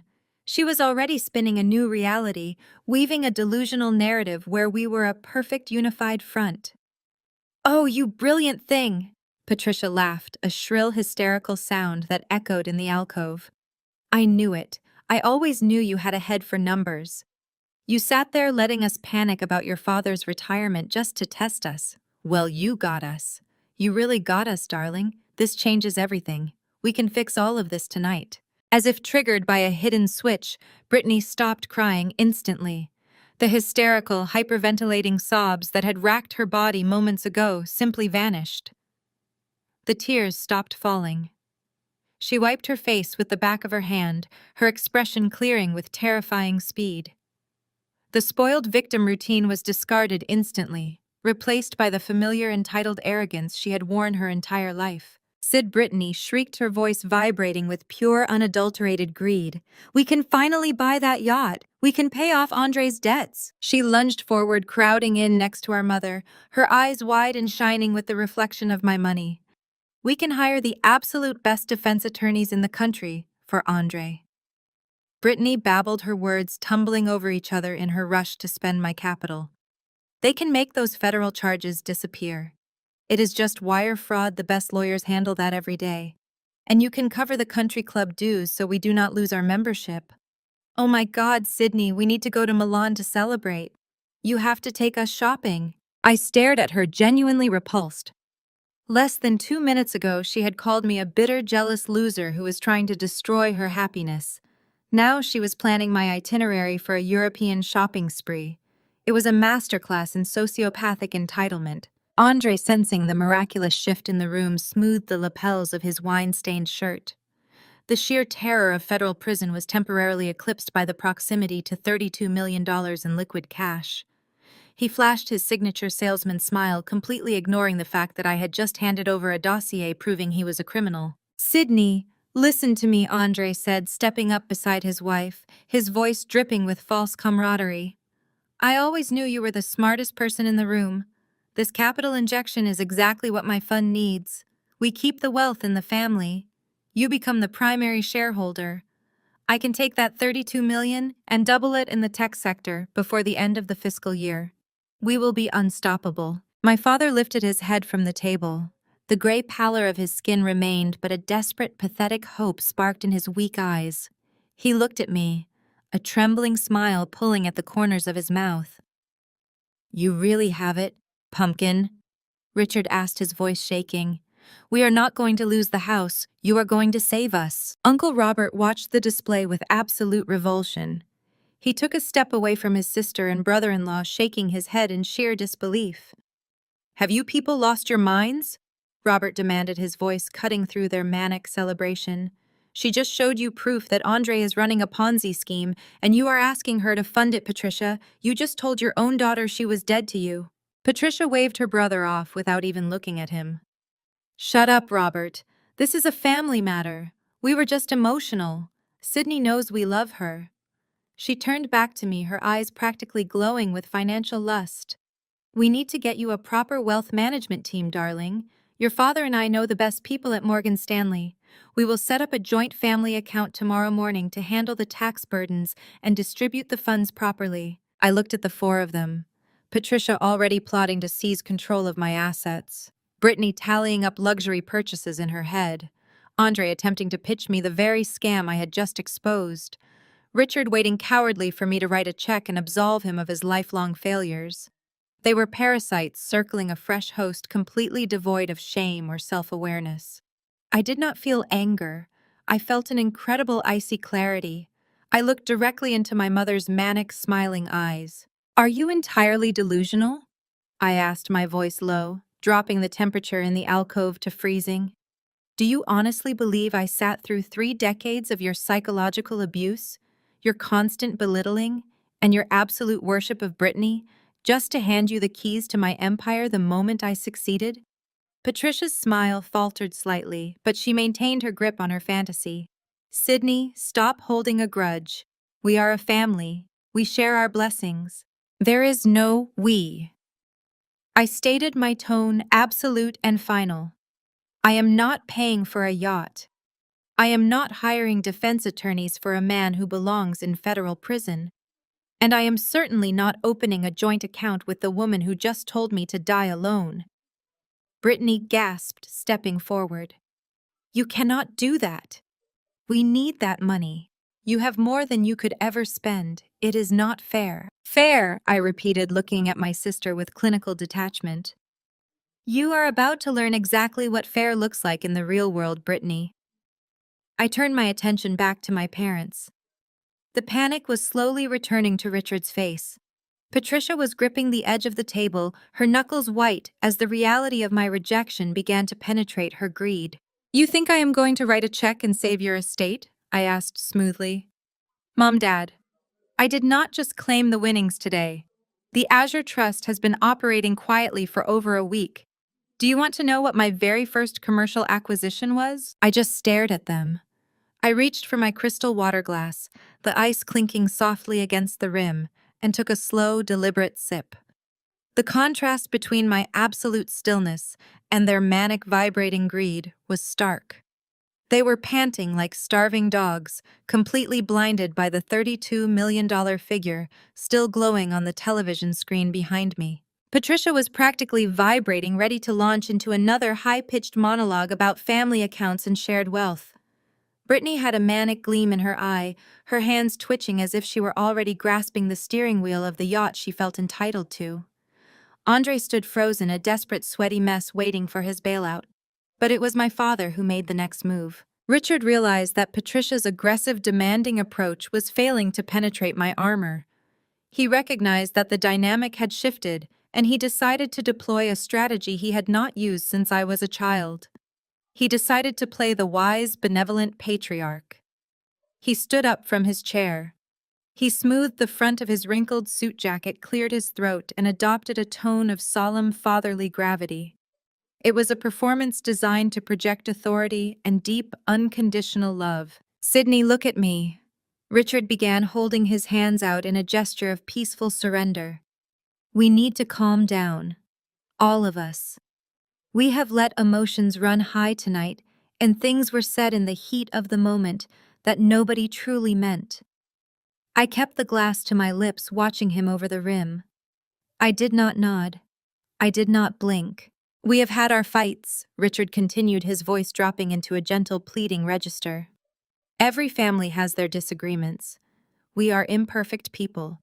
But blood is thicker than water, Sydney. At the end of the day, when the world turns its back on you, family is all you have. And right now, your family needs you." He took a step closer, trying to bridge the physical and emotional gap between us. He looked at me with wide, watery eyes, attempting to summon a lifetime of paternal affection that simply did not exist. "With this money, we can fix Andre's mistakes," Richard said, gesturing toward his son-in-law. He painted a multi-million-dollar federal wire fraud scheme, as if it were a simple accounting error, a minor youthful indiscretion. "We can make the investors whole. We can keep your sister's life from falling apart." We can save the family home. This is a blessing from God for all of us, Sydney. It is a miracle. You were chosen to lift this family up. The sheer audacity of his manipulation was breathtaking. It was infinitely more repulsive than Patricia's screaming. My mother was a narcissist driven by ego and rage, but my father was a coward. He was a man who had watched his wife systematically destroy my self-esteem for 30 years and never once raised his voice to stop her. He had sat silently at the end of the dining table while I was mocked, belittled, and treated as a second-class citizen in my own home. He had never stood up for me when it cost him nothing. Now he was standing up to claim a share of $32 million. He was trying to use the concept of family loyalty as a crowbar to pry open my vault. He genuinely believed that if he played the role of the loving, desperate father, my lifelong conditioning would kick in.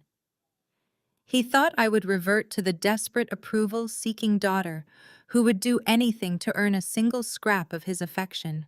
Patricia nodded vigorously beside him, her eyes wide with manufactured maternal warmth. Listen to your father, Sydney. He is right. We are a family. We share our burdens and we share our miracles. We will get through this together. Even Brittany chimed in, stepping up next to Richard. Please, Sid. I know we have not always seen eye to eye, but I am your sister.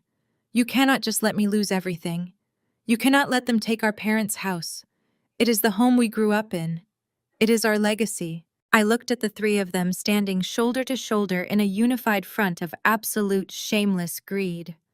They had woven a narrative of unity and shared destiny in less than 60 seconds. They had completely absolved themselves of the abuse they had inflicted on me just moments prior. In their minds, my money was already their money. The $32 million was simply a family asset that I was temporarily holding. Uncle Robert remained seated, his arms crossed over his chest. He watched me intently, waiting to see if the lifelong programming of family obligation would break me. He knew how heavy that guilt could be. He knew how hard it was to walk away from a crying father. I lowered my water glass. I let the silence stretch, allowing their desperate, hopeful smiles to hang in the stale air of the private dining alcove. I looked at Richard stripping away his patriarchal facade with a single unyielding glare.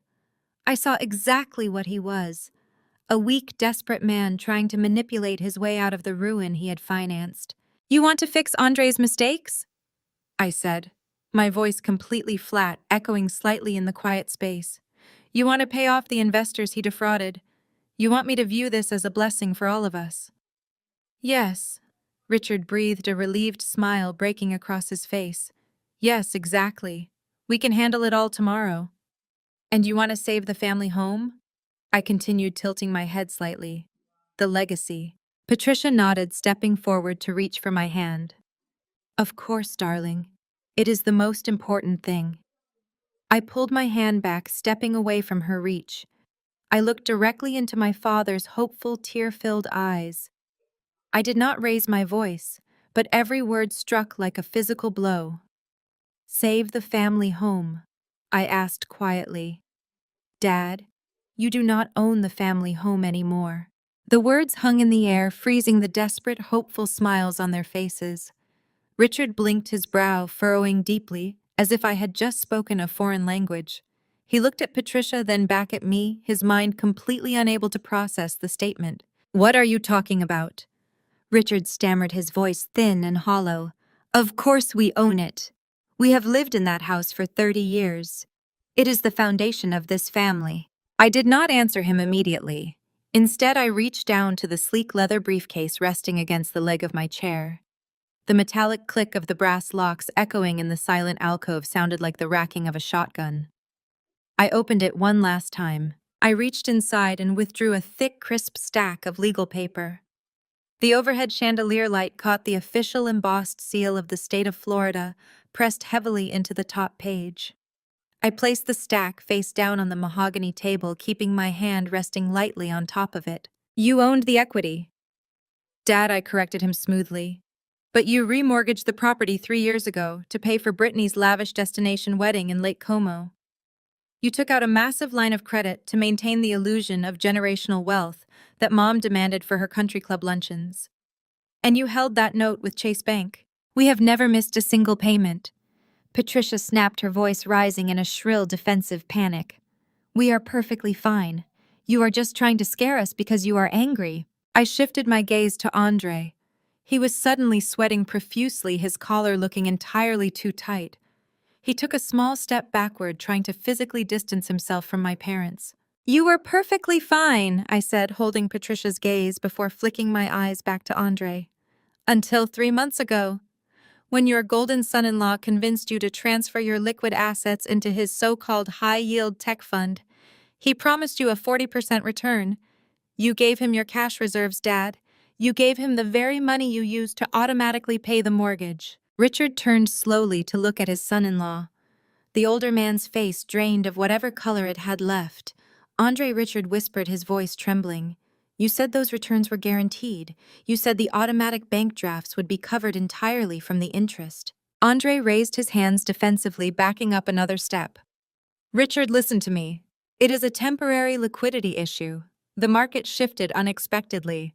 The funds are just locked in a holding pattern pending regulatory review. The funds are gone, I stated, slicing through his pathetic, desperate lie. You used their money to pay off the early investors in your Ponzi scheme to keep them from going to the FBI. You drained my parents' accounts completely dry. Consequently, the automatic mortgage payments to Chase Bank bounced. Once, twice, 3 times. Patricia gasped a raw, ugly sound. She turned on Andre with the ferocity of a cornered animal. You stole from us. You promised me those returns were entirely secure. I trusted you with our entire safety net. Leave him alone, Mom, Brittany shrieked, stepping between her mother and her husband. He is trying his best. Sydney is just making this up to tear us apart. She is lying. She is not lying, Brittany, Uncle Robert said quietly from the corner. He was staring at Andre with absolute disgust. Look at him. He is guilty as sin. You married a con artist. I watched them turn on each other, a pack of wolves fighting over a barren carcass. I felt absolutely nothing. No pity, no sorrow, no lingering sense of familial loyalty. Just the clinical satisfaction of a mathematician perfectly solving a complex, long-standing equation. This was the house where Patricia had paraded around like a queen, banishing me to the smallest room in the back while giving Brittany the master suite. This was the house she used as a weapon to assert her dominance over everyone she met. Chase Bank does not care about family drama, I said, drawing their attention back to the mahogany table. When a premium residential property goes 90 days delinquent, it gets flagged automatically. Banks bundle these distressed debts and sell them off to private investment firms to quickly recoup their losses. I picked up the stack of papers. I flipped the top page over, revealing the bold black text of the legal filing. I tapped my manicured fingernail against the section listing the current holder of the debt. When Mom threw me out of the house today, I explained, my voice as calm and steady as a winter lake. I made a single phone call. I instructed the Asset Management Division of the Azure Trust to purchase a specific portfolio of distressed residential debt directly from Chase Bank. It cost me a fraction of what the property is actually worth on the open market. It was purely from a business standpoint, a highly lucrative acquisition. Patricia stared at the document. Her eyes rapidly scanned the dense legal jargon, eventually landing on the embossed seal and my full legal name listed as the managing director of the trust holding the note. Her mouth opened, but no sound came out. The realization of her complete and utter powerlessness crushed the breath from her lungs. Her entire social standing, her pristine neighborhood, her carefully curated life was entirely in my hands. I slid the heavy, stark legal document across the polished wood directly to Patricia. It stopped perfectly in front of her trembling hands. I am officially the owner of your debt, I stated, my voice echoing with absolute finality. And I am foreclosing. You have 30 days to vacate my property. The paper trembled in Patricia's hands, the heavy stalk rattling like dry leaves in a winter wind. She stared at the black ink, her eyes darting frantically across the page, as if trying to magically rearrange the legal terminology into a different outcome. But the words remained absolute.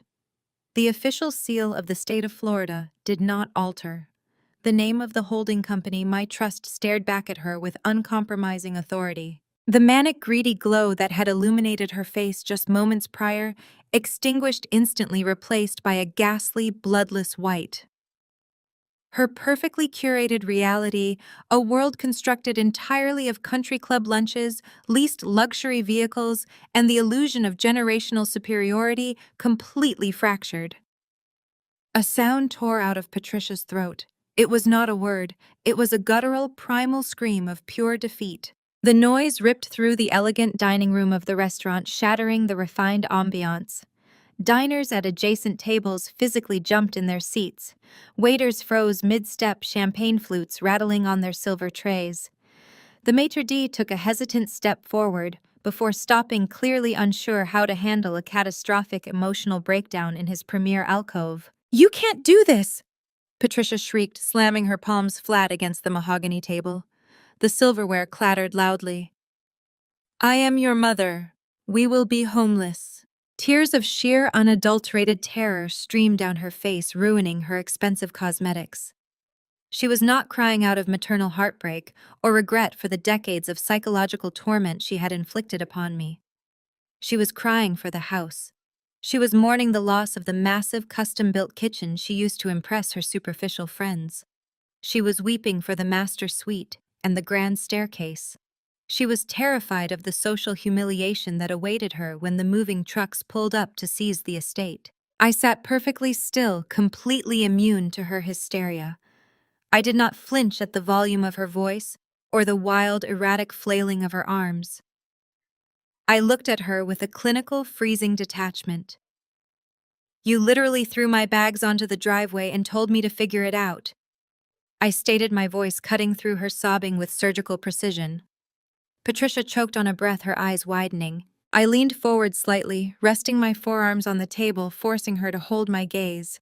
"I remember the exact sound the deadbolt made when you locked the front door behind me. I remember standing in the pouring rain, watching you close the curtains from the living room window.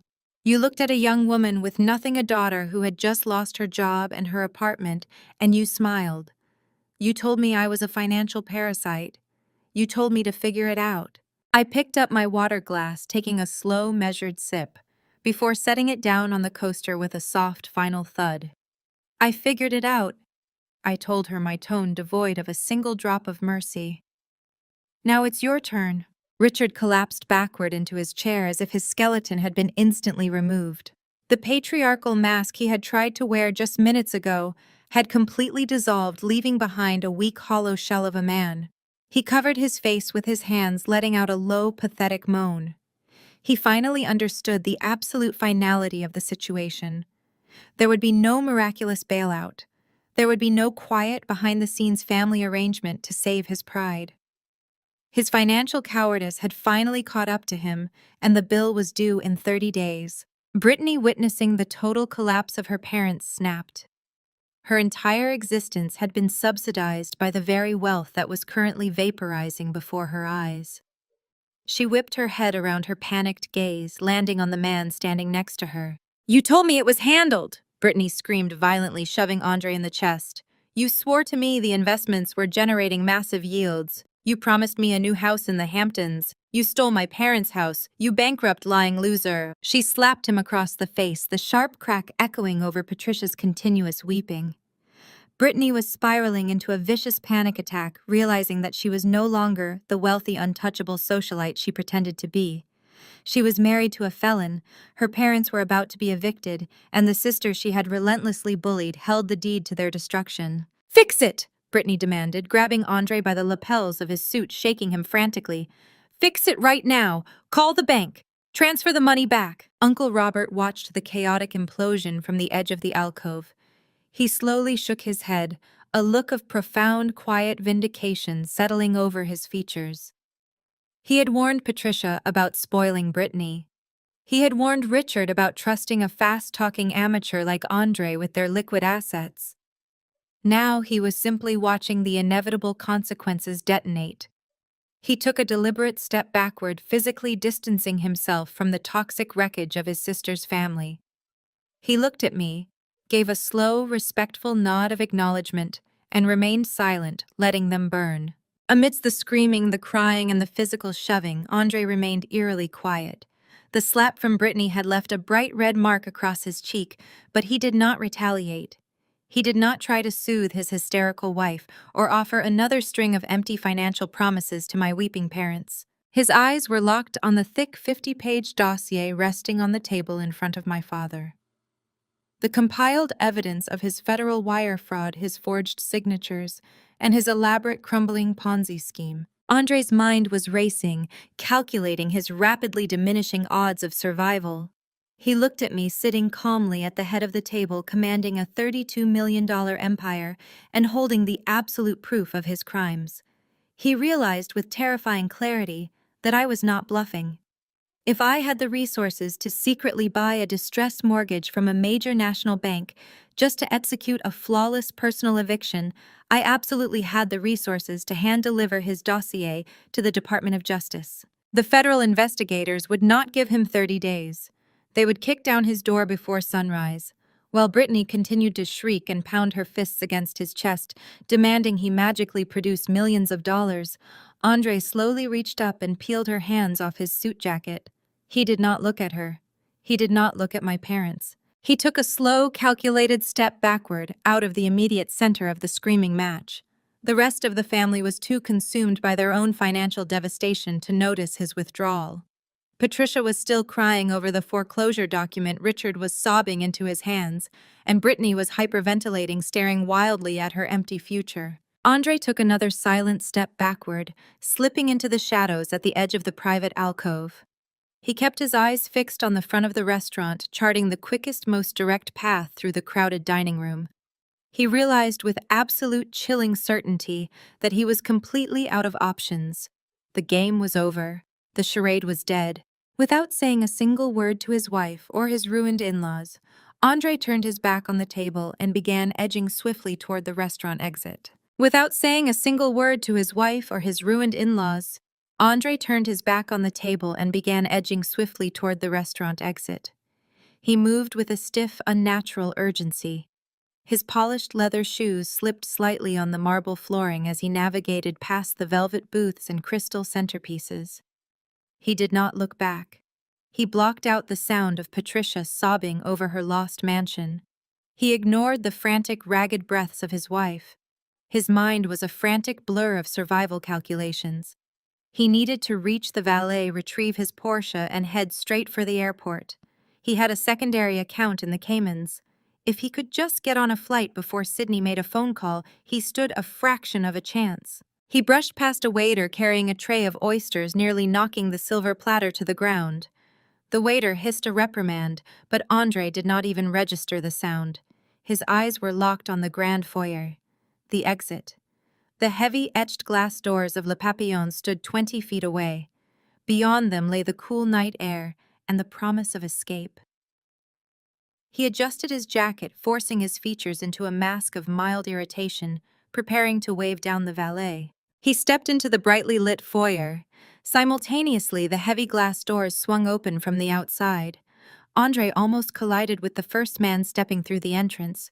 He opened his mouth to snap a rude remark to demand the man watch his step, but the words died instantly in his throat. 3 men stepped into the opulent foyer. They did not belong in Le Papillon. They were not wearing custom Italian suits or Rolex watches. They wore dark, utilitarian windbreakers with bold, stark yellow lettering printed across the back and chest. FBI. The atmosphere in the restaurant shifted dramatically. The ambient chatter, the clinking of fine silver, the soft jazz playing through the hidden speakers all seemed to evaporate. The lead agent, a tall, broad-shouldered man with a completely impassive expression, stepped directly into Andre's path. He did not ask a question. He made a statement of absolute fact. Andre Blackwood. Andre froze. The color drained from his face so rapidly he looked like a corpse standing upright. His jaw worked, but no sound emerged, his flight instinct completely short-circuited. "We have a federal warrant for your arrest," the lead agent announced, his voice carrying an authoritative boom that echoed off the vaulted ceiling and rolled straight into the main dining room. "You are being charged with multiple counts of wire fraud, securities fraud, and money laundering." Keep your hands where I can see them." The silence in the restaurant was no longer just heavy. It was electric. Every single patron, every wealthy socialite, every local politician and business titan dining in the establishment turned their heads simultaneously toward the foyer. Back in our private alcove, the booming voice of the federal agent cut through the sounds of Patricia's weeping. Brittany snapped her head up, her tear-streaked face contorted in sheer, unadulterated horror. She looked toward the entrance, spotting the dark windbreakers and the unmistakable yellow lettering. Andre Brittany shrieked. The sound of her voice was a guttural, primal wail of pure terror.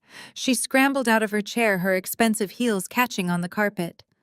She stumbled, caught herself, and sprinted across the main dining room. She shoved past a table of startled diners, knocking a wine bucket to the floor with a loud crash. "You cannot do this!" Brittany screamed, throwing herself into the foyer. She lunged forward, grabbing frantically onto Andre's arm, just as one of the agents reached for his wrist. "He did not do anything. You have the wrong person. Let him go." "Ma'am, step back immediately," the second agent ordered, stepping between Brittany and her husband. He raised a hand, physically blocking her from interfering. "Do not interfere with a federal arrest." "But he is my husband." Brittany sobbed hysterically, her carefully styled hair falling wildly around her face. Her makeup was completely ruined, dark streaks running down her cheeks. She clawed at the air, trying to reach Andre. "We are innocent. He is a wealth manager." Andre did not look at her. He simply stared blankly at the marble floor as the lead agent swiftly pulled his arms behind his back. The sharp, metallic click of the handcuffs snapping shut sounded like a gunshot in the dead, silent restaurant. At our table, Patricia had stopped crying over her foreclosure document.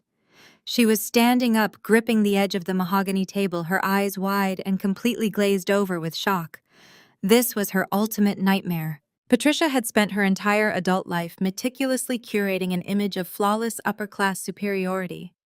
She had sacrificed her husband's dignity, her own financial security, and her relationship with her eldest daughter entirely to maintain a facade of wealth and status. She judged everyone by their social standing. She terrified herself with the thought of neighborhood gossip. Now she was standing in the most exclusive restaurant in the city, surrounded by the exact people she desperately wanted to impress. And those people were watching her golden son-in-law being handcuffed by federal agents. They were watching her favorite daughter scream and claw like a feral animal in the foyer. The humiliation was absolute. It was catastrophic. It was permanent. I sat comfortably in my chair, resting my chin on my folded hands. I watched the scene unfold with the quiet satisfaction of a spectator watching the final act of a well-written play. I did not need to raise my voice. I did not need to throw a glass or cause a scene. I had simply handed them the rope, and they had eagerly tied the knot themselves. "Look away!" Patricia suddenly shrieked at the surrounding tables, her voice cracking with frantic desperation. She waved her arms erratically, trying to shield the view, though it was entirely futile. "Stop staring! This is a misunderstanding! It is a mistake!" Nobody looked away. In fact, several patrons slowly raised their smartphones, recording the spectacle. The flash of a camera briefly illuminated the foyer. "Andre, say something!" Brittany pleaded, her voice breaking into a hoarse whisper as the agents began to march him toward the glass doors. "Tell them it is a mistake." Andre remained completely silent. His shoulders were slumped, his head hanging low. The arrogant, slick predator who had tried to steal my lake cabin hours ago was gone. He was nothing but a broken, indicted fraudster facing decades in a federal penitentiary. The agents pushed open the heavy glass doors. The red and blue flashing lights of a federal transport vehicle parked illegally on the curb spilled into the foyer, casting erratic, harsh shadows across the marble floor. They walked him out into the night. Brittany collapsed to her knees right there in the entryway of Le Papillon. She buried her face in her hands, her shoulders heaving with violent, uncontrollable sobs. She was completely broken, stripped of her false wealth, her fraudulent husband, and her inflated ego. Patricia sank slowly back into her chair. Her eyes were vacant. Her jaw hung slack. The foreclosure document rested on the table in front of her, a stark reminder that the public arrest of her son-in-law was only the beginning of her ruin. She looked at me, her expression entirely devoid of the haughty arrogance she had worn her entire life. She was looking at a stranger. She was looking at the woman who owned her debt, who commanded a $32 million empire, and who had watched her family disintegrate without shedding a single tear. I picked up my water glass and took another sip. The heavy glass doors of the restaurant swung shut, cutting off the harsh glare of the federal transport vehicles. The flashing red and blue lights faded into the city night, taking Andre with them. Inside the opulent foyer of Le Papillon, the silence was absolute, heavy and suffocating. The only sound left in the cavernous space was the ragged, wet heaving of my sister choking on her own panic. Brittany remained sprawled on the imported Persian rug, her designer gown tangled around her knees. Her perfectly manicured hands gripped the marble floor as if she were trying to stop the earth from spinning. She stared at the empty space where her husband had just stood in handcuffs. The reality of a federal indictment was crashing down on her carefully constructed world, obliterating the fantasy of Hampton beach houses and country club royalty. Federal wire fraud was not a misunderstanding. It was not a civil dispute. It meant frozen bank accounts, seized assets, and relentless, unyielding investigations. It meant the immediate evaporation of every single dollar they had stolen. Brittany slowly turned her head. Her makeup was smeared into dark, ugly streaks across her pale cheeks. Her chest heaved as she locked eyes with me. I was still sitting calmly in my chair, the glass of ice water resting lightly in my hand. I watched the exact moment her panic shifted into a desperate, frantic calculation. She needed a legal defense team. She needed white-collar criminal attorneys, crisis managers, and bail money. She needed cash, and she needed it immediately. And she knew exactly who sitting at that table had the resources to save her. She did not stand up. Instead, she crawled. My beautiful, arrogant, relentlessly cruel older sister crawled on her hands and knees across the floor of the most elite restaurant in the city. She ignored the horrified stares of the local politicians and wealthy socialites dining around us. She ignored the smartphones still recording her every move. She scrambled toward my chair, her breath hitching in loud, frantic gasps. She lunged forward, her hands grasping desperately at the fabric of my skirt. "Please, Sid!" Brittany wailed, her voice cracking into a high, hysterical pitch that echoed off the vaulted ceilings. "Please, you have to help us. You have $50 million in that trust. You can hire the best lawyers in the state. You can fix this. He is your brother-in-law." I did not flinch. I did not pull away. I simply looked down at the desperate woman clutching my clothes. This was the same sister who had routinely locked me out of the bathroom when we were teenagers, ensuring I was late for school.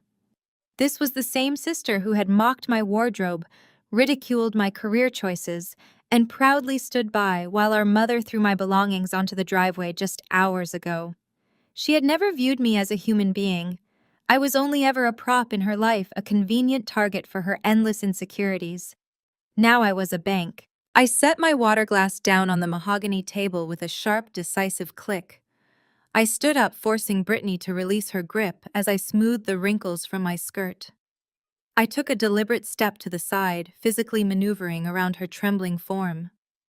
"He is a criminal," I stated, my voice ringing with cold, clinical precision. Brittany shook her head violently, fresh tears spilling down her face. No, he just made bad investments. He was trying to provide for us. He stole from early investors to pay for your lifestyle," I corrected her, my tone devoid of a single drop of sympathy. "He defrauded innocent people, and he completely drained our parents' life savings to cover his tracks. He is a thief, and you are an accomplice for living off stolen funds." I looked down at the massive glittering diamond ring sitting heavy on her trembling finger. I looked at the imported silk of her gown and the platinum watch on her wrist. "You wore the jewelry. You drove the cars. You flew first class to Lake Como on money that belonged to other people." I continued, stripping away her desperate victim narrative. "You do not get to play the naive, innocent wife when you eagerly spent every single dime he brought home without asking a single question." "But I am your sister," Brittany screamed, slamming her fists against the floor. "You cannot just leave me like this. They are going to take everything. They are going to seize every asset tied to his name, I confirmed, my voice carrying effortlessly over her sobbing. The feds will lock your accounts by morning. They will impound the cars. They will seize the house. You have absolutely nothing left. So good luck with the public defender. Brittany let out another guttural wail, curling in on herself right there on the floor. She wrapped her arms around her head, rocking back and forth in the wreckage of her destroyed life. I turned my attention away from her. The show was over. The equation was balanced. I reached down and picked up my briefcase, the brass locks clicking softly as I secured the foreclosure document safely inside. My father, Richard, had not moved a single inch. He remained slumped in his chair, staring blankly at the wall. He was completely catatonic. The realization that his son-in-law was a federal criminal, his retirement was entirely gone, and his house was 30 days from foreclosure had broken his mind completely. He was a ruined man, stripped of the patriarchal authority he had always weaponized against me. Uncle Robert had already seen enough. He stood up from his chair at the corner of the alcove, pulling a pair of crisp $100 bills from his money clip. He tossed them onto the table to cover his own drinks. He looked at Richard with a mixture of pity and absolute disgust, then looked at me. He gave a single firm nod of respect.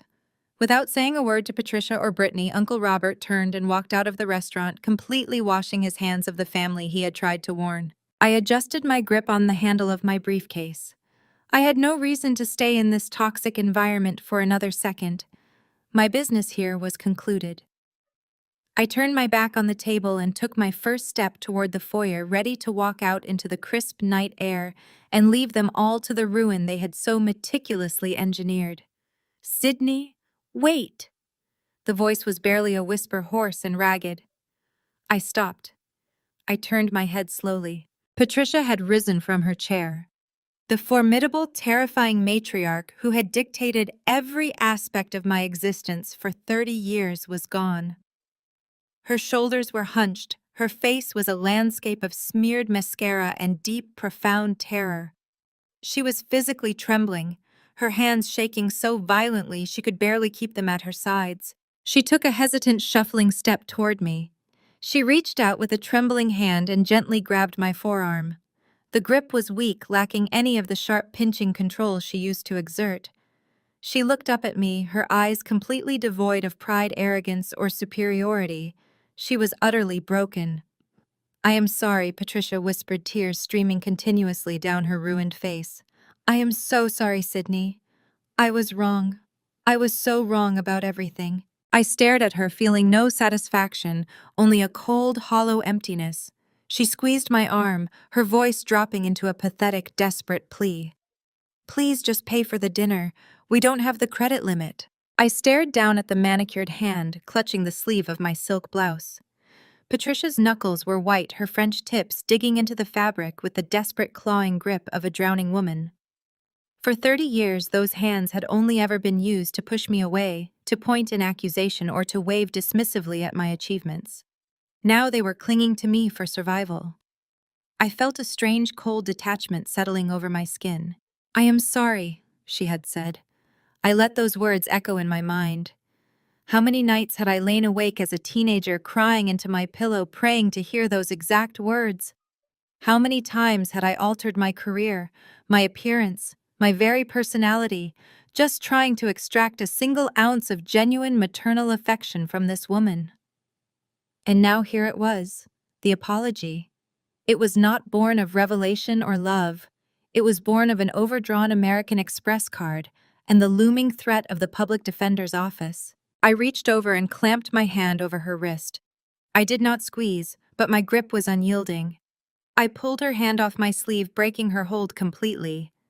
I stepped back, creating a physical chasm between us that mirrored the emotional void in my chest. "You are not sorry," I said, my voice barely above a whisper, yet carrying the sharp edge of a razor.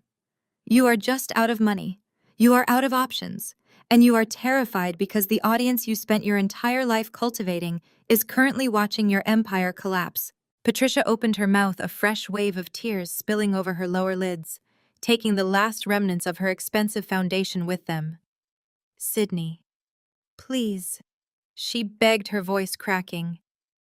I am your mother. You cannot do this. We have nothing. Andre took everything. We cannot even pay for the wine we drank tonight. Please just cover the bill. I will do whatever you want. I will be better. I looked at her, truly examining the pathetic hollow shell standing before me.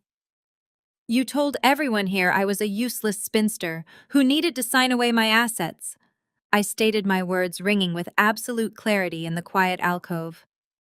You invited me here tonight specifically to bully me into funding Andre's criminal enterprise. You threw my belongings into the street. You laughed while your golden child insulted my entire existence. Patricia shrank back as if I had physically struck her. She raised a trembling hand to her mouth, the reality of her actions finally reflecting back at her without the distortion of her narcissism. I am drawing a boundary, Mom. I continued, my tone sealing the vault on our relationship forever. You are entirely cut off. No, Patricia gasped, shaking her head frantically. Sydney, you do not mean that. You are family. You are blood. You cannot cut off your own mother. I just did, I replied. There will be no bailouts. There will be no quiet transfers of funds to save your country club membership. My trust will execute the foreclosure on your property exactly 30 days from today. I suggest you spend the next month packing instead of crying because the sheriffs will not care about your social standing when they change the locks. I turned my back on her, shifting my attention to the edge of our dining area. The restaurant had descended into a tense, vibrating silence following Andre's spectacular federal arrest. Diners were whispering fiercely behind their menus, their eyes darting constantly toward our table. The waitstaff stood in frozen clusters near the kitchen doors, unsure of how to proceed with the ruined, scandalous party in the premier alcove. A man in a sharp tuxedo stepped forward from the shadows. It was the maitre d'. His face was pale, a thin sheen of sweat coating his forehead. He held a sleek black leather billfold clutched tightly against his chest.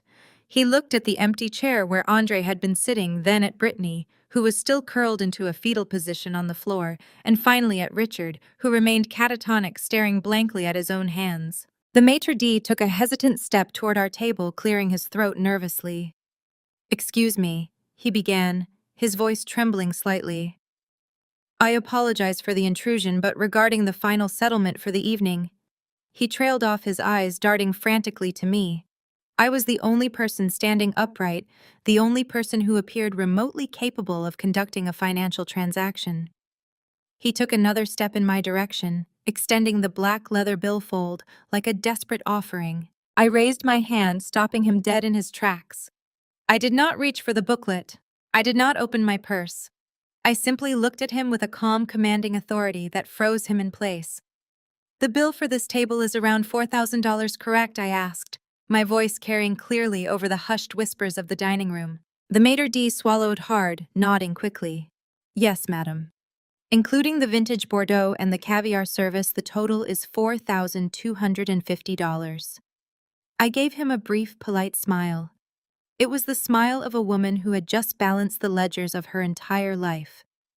I gestured smoothly toward the weeping, shattered remains of my family sitting around the mahogany table. "Don't look at me," I instructed him, my voice completely devoid of hesitation or mercy. "The successful entrepreneurs sitting right there will be taking care of it." I turned on my heel, the fabric of my skirt sweeping elegantly around my legs. I did not look back at Patricia's horrified gasp. I did not look back at Brittany's sobbing or Richard's silent, crushing defeat. I walked purposefully through the opulent dining room, my head held high, my posture unyielding. The patrons parted for me, their stares shifting from scandalous curiosity to quiet respect. I pushed open the heavy glass doors of Le Papillon and stepped out into the crisp, clean night air, finally and absolutely free. The heavy etched glass doors of Le Papillon swung shut behind me, sealing the suffocating toxicity of my family inside. The sudden silence was a physical weight lifting from my chest. The crisp Florida night air brushed against my face, carrying the faint salty scent of the nearby ocean and the sweet fragrance of night-blooming jasmine. I inhaled deeply, filling my lungs with the atmosphere of absolute independence. For 32 years, my oxygen had been rationed by Patricia's approval, Richard's conditions, and Brittany's relentless vanity. Tonight, I breathed strictly for myself. The valet stand was a chaotic buzz of nervous energy. The attendants were still reeling from the sight of federal agents hauling Andre out in handcuffs just moments earlier. They stood at attention, their eyes wide and tracking my every movement as I descended the marble steps. They parted instantly, recognizing the undeniable shift in power. I was no longer the dowdy spinster sister tagging along to a family dinner to be mocked. I was the architect of the evening's destruction, walking away completely unscathed. At the exact moment my heels touched the pavement, a sleek, obsidian black Maybach S-Class glided silently to the curb.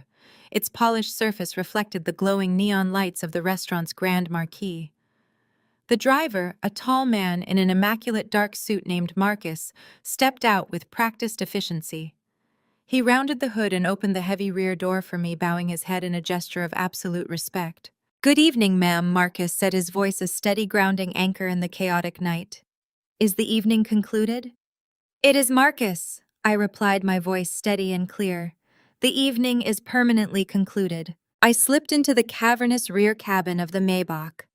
The door shut with a solid, satisfying thud, instantly isolating me from the outside world in a cocoon of soundproof luxury. I sank into the buttery, hand-stitched leather seat. The ambient lighting glowed a soft, calming blue. I set my briefcase on the seat beside me.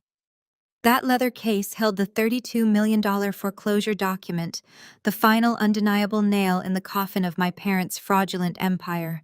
As the car idled momentarily, I looked through the tinted window back at the glowing facade of Le Papillon. Inside that gilded cage, the reckoning was fully underway. I could picture the scene with crystal clarity. The maitre d' would be standing firm at the table, presenting the leather billfold containing the $4,200 invoice. Patricia would be frantically digging through her designer handbag with shaking fingers, producing platinum credit cards that were either already maxed out or mere hours away from being frozen by the federal government. Richard would still be staring blankly into the middle distance, unable to process his complete and utter ruin. And Brittany would be sitting on the cold floor of the foyer, abandoned by her husband, abandoned by her wealth, and finally abandoned by the sister she had spent a lifetime treating like garbage. She was facing decades of public humiliation, frozen assets, and the terrifying reality of relying on an overworked public defender. I felt no pity. I felt no guilt. I had not set the trap. They had built it themselves, wire fraud by wire fraud, lie by lie, manipulation by manipulation. I had simply refused to be the foundation they crushed when their house of cards inevitably collapsed. I had bought my freedom with my own intellect and my own capital. I was walking away to manage a multi-million-dollar real estate portfolio while they were left to choke on the exact life they had engineered. The Maybach smoothly pulled away from the curb, merging into the flow of nighttime traffic. I reached into my purse and pulled out my smartphone. The screen illuminated the dark cabin, casting a pale light across my face. I opened my contacts list. This was the final step of the severance. I tapped on Patricia's name. I looked at her contact photo, a heavily filtered image from a country club gala she could no longer afford to attend. I scrolled to the bottom of the screen. I tapped block caller. A prompt appeared asking to confirm the action. I pressed it. The digital severing was instantaneous. Next was Richard, the man who had looked me in the eye and told me I was useless simply because I refused to sign away my hard-earned wealth to save his criminal son-in-law. I tapped his name. I scrolled down. I tapped block caller. He was gone. Finally, Brittany, my beautiful, vicious older sister who had crawled on the floor begging for a piece of my $50 million trust after treating me like dirt for over 3 decades. I tapped her name. I tapped block caller. I locked the phone and dropped it back into my purse. The digital ties were severed as completely as the physical and financial ones. They could not call me for bail money. They could not call me to beg for an extension on the foreclosure. They could not call me to blame me for their spectacular downfall. They were completely and entirely erased from my existence. I turned my head to look out the window. The glittering skyline of the city rolled past a vibrant canvas of endless opportunity. The suffocating weight of my family's expectations, their constant belittling, and their relentless greed had vanished. My shoulders dropped. The tension that had lived in my jaw for as long as I could remember simply melted away. I leaned my head back against the plush leather headrest and closed my eyes. The narrative of the pathetic, unloved younger sister was dead. The story ended right here, not with a screaming match, not with lingering anger, and not with tears. It ended with the quiet, unshakable certainty of a woman who had won. I had turned the table, secured my empire, and left them with the exact life they had built for themselves. As the Maybach glided smoothly away from the curb and deeper into the night, I was surrounded by absolute, unbroken peace. The most profound lesson from Sydney's journey is the liberating power of establishing ironclad boundaries.